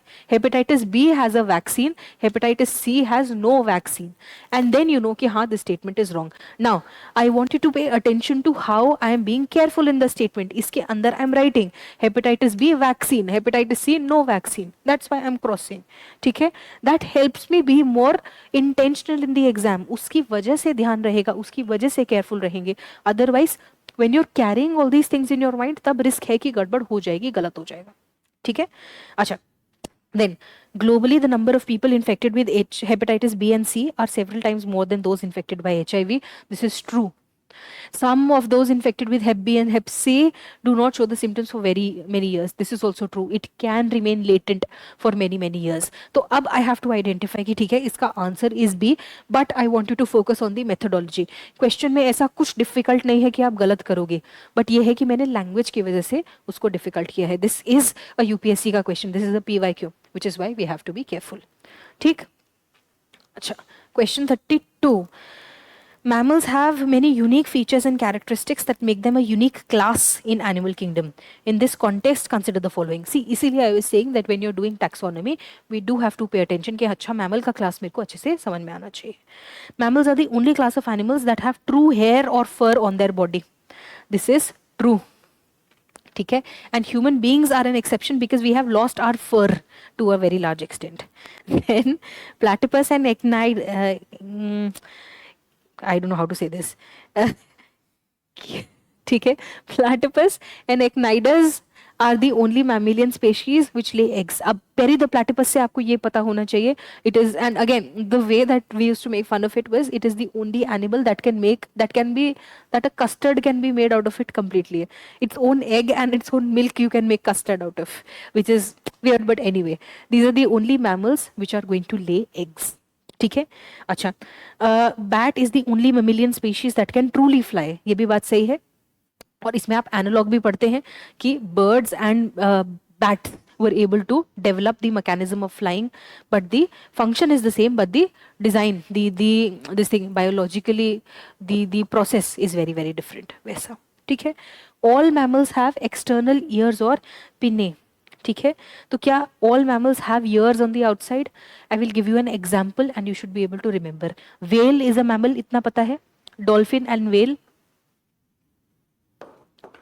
Whale and dolphins are mammals and they do not have external ears. ठीक है, echolocation से dolphins will talk to each other, but उनके ears are not external, right? And they are not protruding. तो इसलिए I know example, तो I am able to cancel statement 4. Then whales are the only species of aquatic marine animals. अभी तो ऊपर 2 लिखे हैं कि दोनों mammals हैं, तो I have more than 1 species. So which is why only 1 to 3 are correct. Only 3 are correct. ठीक है, so only 3.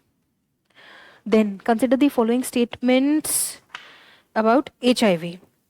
HIV virus carries RNA as genetic material. ये तो ठीक है ना? HIV is a retrovirus, RNA virus. This is something that we know, right? And it is part of the reason why HIV is so difficult for us to cure, because it replicates so much faster. HIV is a category of the virus, है ना? So which is why there are a lot of different subtypes. And it's able to mutate so fast क्योंकि वो RNA वाला होता है. RNA वाला we discussed, right? Because it is single strand, so mutation happens faster. That is for HIV. अच्छा, then HIV can be transmitted to infants through mother's milk. That is true. ठीक है. So if a woman gets infected with HIV after giving birth to a child, मतलब the child was initially free of HIV, then HIV positive, that infection can transfer through breast milk also. Then HIV attacks and destroys the CD4 cells, CD4 T lymphocytes. That's true. It does attack those cells, and again we are giving you the mechanism also. ठीक है. So all 3 are correct here. We're running out of time, that's why I'm going a little bit faster. अच्छा, question 34. With reference to the plasma found in blood, it constitutes more than half of the total blood volume. Yes, plasma is the fluid in which the rest of the blood cells are suspended in. ठीक है. So that liquid yellow fluid is plasma. Then first statement is therefore correct. It transports nutrients to different body parts. ये भी सही है. Your nutrients, your vitamins, minerals do get mixed up in the blood. अच्छा, उसके बाद it plays a role in coagulating blood. अब इसमें आप सोचोगे it is suppose to be this thing platelets that are going to coagulate blood, लेकिन plasma के अंदर, so if you study blood coagulation, what happens is that if there is a cut, है ना, तो उसके अंदर you have this fibrin that is created. Plasma के अंदर से हवा लगती है तो then it starts turning into fibres. तो कई बार आप देखेंगे कि when you are hurt and the scab, the पपड़ी that is formed on you, there is a brown colour and उससे पहले इट इज अ येलो का, उसको निकालते हैं तो उसके नीचे एक एक थिन सा स्टैंड वो रहता है, लेयर रहता है ना. सो that is created out of your plasma. That's why. So it does have a role in coagulating blood. Clotting factors होते हैं इसके अंदर. So it has clotting factors. So 3 is correct. It is pale yellow liquid that is around 90% water. ये भी सही है. And then the major protein in plasma is albumin, which prevents the fluid from leaking out of blood vessels in the tissues. If this is something that you want to visualize, those of you all who have seen an egg white का नाम भी होता है albumin. Egg का albumin. ठीक है. होता क्या है, whenever biologically there are a lot of liquids that have to go around in your body, तो उसके अंदर there are proteins in which the liquid is sort of liquid but it doesn't sort of spill, है ना. तो egg white is able to remain as like one coagulated sort of mass, है ना, right. So it stays where it is, it does not flow around everywhere, वैसा. ठीक. तो even things like your saliva or whatever bodily fluids you have, they are in that sort of texture. So that happens because of that protein. So liquid plus protein is going to create albumin. So in this case all 5 statements are correct. उसके बाद question 35, global environment facility serves as a financial mechanism to how many of the following conventions. ये तो सही हो जाना चाहिए. Environment का question है straight forward. CBD is under GEF. मतलब GEF works for CBD. It works for UNFCCC, Stockholm Convention के लिए भी, then UNCCD भी and मीना माता Convention. ठीक है. All 5? Correct. All 5. Then question 36. Consider the following statements regarding photosynthesis. Photosynthesis क्या होता है? CO2 H2O gives C6H12O6 sugar plus oxygen. है ना? अच्छा. What am I asking? Free energy is converted and stored into potential energy. सही बात है कि इसका carbon dioxide and water is considered into chemical energy, glucose बनता है, right? Autotrophic mechanism. Potential energy है, बाद में डाइजेस्ट करके उसमें से एनर्जी निकालेंगे. Yes. Carbon dioxide gains electrons during photosynthesis. ये ठीक है. CO2 से वो बनेगा कार्बोहाइड्रेट, तो फिर इट विल गेन इलेक्ट्रॉन. उसके बाद यू हैव, हाँ, during photosynthesis nitrogen and oxygen are released as by product. Nitrogen तो कहीं नहीं है, ये तो I hope everybody was able to cancel. उसके बाद chlorophyll absorbs energy from the blue and red waves and reflects green light waves during photosynthesis. ये सही है. क्लोरोफिल ग्रीन क्यों होता है? कि सिर्फ वो ग्रीन को रिफ्लेक्ट करता है, बाकी सब अब्सॉर्ब कर लेता है. So if you would have seen that for us, if we are trying to do photosynthesis on the space station or in space, right? Or if you're trying to do that sort of indoor वाला क्या कहते हैं agriculture, उसके अंदर what they do is they put the LEDs. तो उसके अंदर they use blue LEDs and red LEDs because those are the radiations that chlorophyll absorbs. ठीक है. ग्रीन तो रिफ्लेक्टिव होना है, तो sometimes they do not give that radiation also. ठीक है.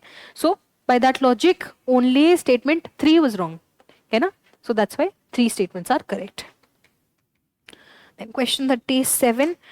Mitochondria is described as the powerhouse of the cell. Consider, with the reference to this, consider the following statements.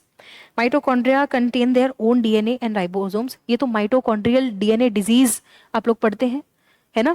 Mothers mitochondria और ये सब वैसा, तो you should be able to remember from that. So have their own DNA and ribosomes. Mitochondria associated disease mutations are always inherited maternally. Why, as I was saying, right? You inherit your mother's mitochondria. All cells in the human bodies contain mitochondria. This is not true. ठीक है. Erythrocytes जैसे red blood sales होता है, जब mature हो जाएंगे तब उसके अंदर they do not contain any mitochondria. ठीक है. तो 3 इज रॉन्ग और यहाँ पे you have only 2 as your answer. Next you have salt has been utilized as a food preservative since ancient times. क्यों? क्योंकि salt does osmotic pressure create करता है. अगर salt एक तरफ होगा और दूसरी तरफ कोई organism होगा तो water will move from the membrane outside. तो क्या कहते हैं, साइटोप्लाज्म में से पानी बाहर चला जाता है. That's why it kills the bacteria which are there. Living cell में ऐसा होगा. ठीक है. So that's why salt is used for हाँ, तो ये रहा salt draws out water from bacteria. बाकी स्टेटमेंट क्या है? Potential to break down cell walls. नहीं, salt does not break down cell walls, वरना सॉल्ट तो हमारी बॉडी के अंदर भी होता है. वी रिक्वायर NaCl ना, वैसा. अच्छा. क्रिएट्स अ कोटिंग अराउंड बैक्टीरिया. अब इतना भी नहीं है कि सॉल्ट जाके बैक्टीरिया के आसपास कोटिंग बना देता है कि वो कड़क हो जाए. That's not true. अच्छा. Creates a favourable environment for good bacteria for the human gut to flourish. इसके लिए what you use are prebiotics and probiotics. These 2 things again I want you to know from that same logic of the wellness products that are being sold to you. Probiotics matlab we are giving you the healthy bacteria. This is actually bacteria, right, that you expect to survive in your gut.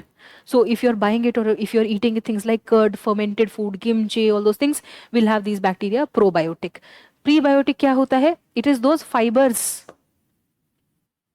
right? Fibrous food, fibrous material that can go inside your intestine, जिसके ऊपर these bacteria will be able to live. तो bacteria will go and digest the fiber. This is the food for the bacteria, gut bacteria. So the bacteria will eat these fibers and उसकी वजह से their population will grow. So you need both. You need bacteria and bacteria को खिलाने का सामान, right? Food for the bacteria, which is the fiber. तो अब salt is not something that bacteria is going to eat. ठीक है. So that's why your answer is D. Elimination से भी you could have done it. Now it brings us to this particular question. So I often tell you that there are going to be certain questions that are only meant for experts. This is that particular question. Now the process of this thing, photosynthesis, you understand at a basic level, but उसके अलावा the actual process is very very complicated. The process of photosynthesis has a light reaction, it has a dark reaction, right? It operates in different times of the day, there is a time lag between it, and again for this one chain reaction to happen there are multiple pathways. मतलब एक ही चीज होने के लिए there can be different reactions which are possible. तो in class 11 biology, I remember 11th or 12th biology, it takes us actual 3-4 days for students to understand this whole process. Now if you are not from a biological background, if you have not heard of this, I am okay advising you कि हाँ इसको 100% छोड़ दो, run away from it, right? In every paper, in every subject, there are certain technicalities that only the experts will know, right? You have to have done it when you were studying in school only, or because if you're from biology background. If you don't know, leave this question. If you know, only then you attempt that question, which is why question selection is very important in your prelims. There are going to be certain questions that are undoable. Please leave those questions. Okay, so this is about that. It is a tough question, I accept. The answer is, पढ़ तो देती हूँ हाँ. So consider the following statements about plant physiology. C4 plants are more efficient in carbon fixation than C3 plants. C4 plants have a higher number of stomata on their leaves for gas exchange. Now for us to understand this entire thing, you have to know the Calvin cycle. You have to understand what are the different steps of the this thing, photosynthesis process, the actual problematic complicated photosynthesis process. हाँ, इसका answer C है. और इसीलिए मैं कह रही हूँ कि अगर वी डू नॉट नो, इसमें गेस मारने से नुकसान ही होगा ना वैसे. So you are completely free to ignore this, क्योंकि इसके लिए you need to know C1, C2, C3, C4 type के प्लांट्स कौन से होते हैं, how are they doing their photosynthesis, उसकी कैल्विन बेंसन साइकिल क्यों होगी. एंड अगेन नहीं पूछा फिर क्या करेंगे, इतना time investment is not necessary. इससे अच्छा I would want you to go and memorise certain animals. इससे बेहतर use of your time is कि आप उसके पिक्चर्स देख लो. ठीक है, so that is statement, answer is question C. Question का answer is statement C. Then question 40, cell organelles and their features. तो इसके अंदर एंडोप्लाज्मिक रेटिकुलम क्या करता है, is for the synthesis of lipids. ये सही है, rough endoplasmic reticulum, smooth endoplasmic reticulum, है ना. अच्छा, Golgi apparatus is responsible for packaging, modifying and transporting lipids. ये भी सही है. Ribosome responsible for protein synthesis. RNA के ऊपर जाके राइबोसोम चिपक जाता है और उसके बाद वो प्रोटीन बनाता रहता है. ऐसा ही होता है ना, that you have the RNA, उस पे ऐसे राइबोसोम जाता है, ऐसे से ट्रांसफर होता रहता है, और जैसे जैसे ये मूव करेगा वैसे वैसे यहाँ से एक प्रोटीन का स्ट्रैंड क्रिएट होता है. यही है. Centriole is involve in cell division. ये भी बात ठीक है. So all 4 are correct. एक और अगेन डायग्राम.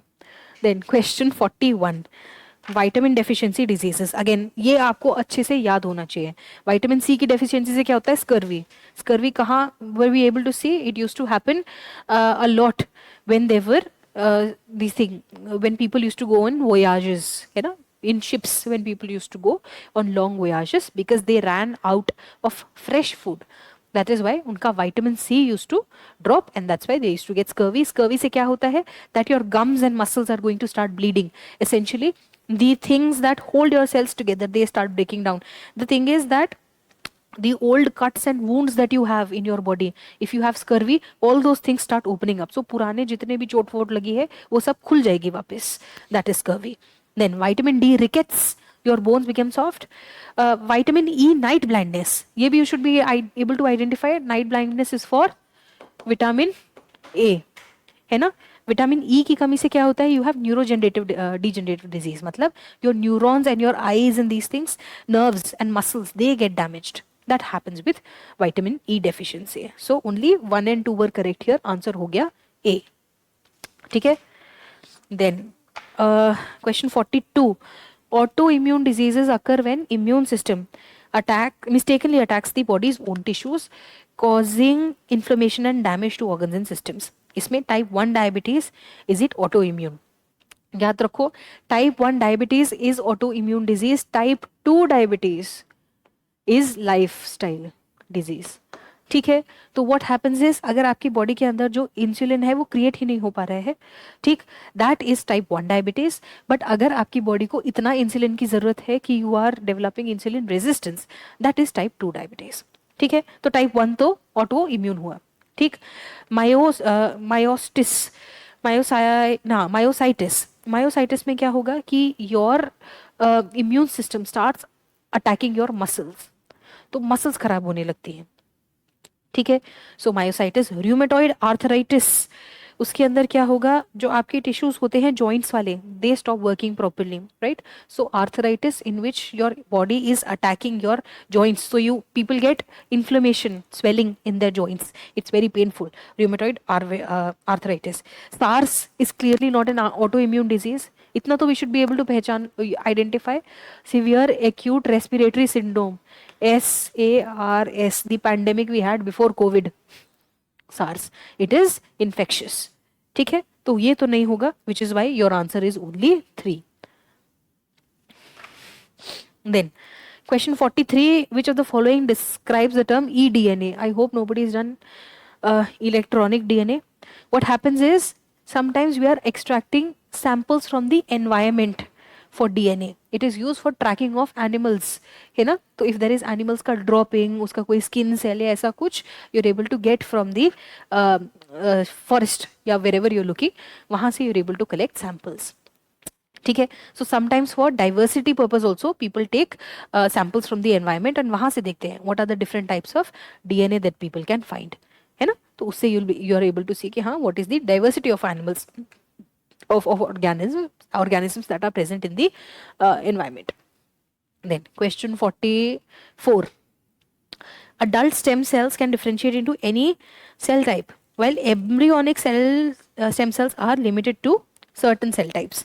ये तो नहीं होगा, एम्ब्रियोनिक से तो बाकी सारे स्टेम सेल्स बनेंगे ना, अडल्ट स्टेम सेल्स तो अलग अलग टाइप के होंगे।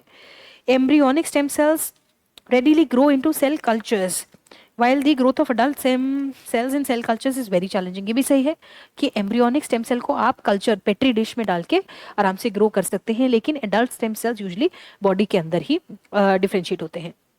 Then adult stem cells are found in differentiated body tissues, whereas embryonic stem cells are found in the inner mass of the human blastocyst. Blastocyst क्या होता है कि it is from the part of the early stage of developing of the embryo, कि embryo होगा उसके आसपास जो area रहता है उसमें से आप उसके embryonic stem cells निकाल सकते हैं. ठीक है, so 2 and 3 are correct, one is wrong. ठीक है, स्टेम सेल्स नेसेसरी.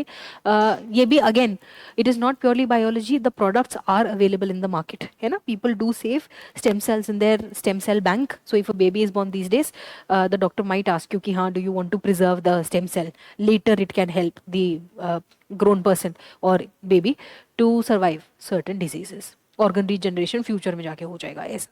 ठीक है, तो स्टेम सेल का भी बैंक होता है. Now, Sitakali folk art has its origin in the state of. कैसे याद करना है? कथकली याद करा है आपने? कथकली कहाँ है? केरला. वैसे ही सीताकली, ठीक है, दोनों are from Kerala. Then now for the last portion for your this thing, CSAT. You have to look for the most logical and rational message. ठीक है, whenever you're looking for these questions, I do suggest that you look at the options first. तो capitalism leads to societal inequality by prioritizing personal gain over communal welfare. If there are things that you think that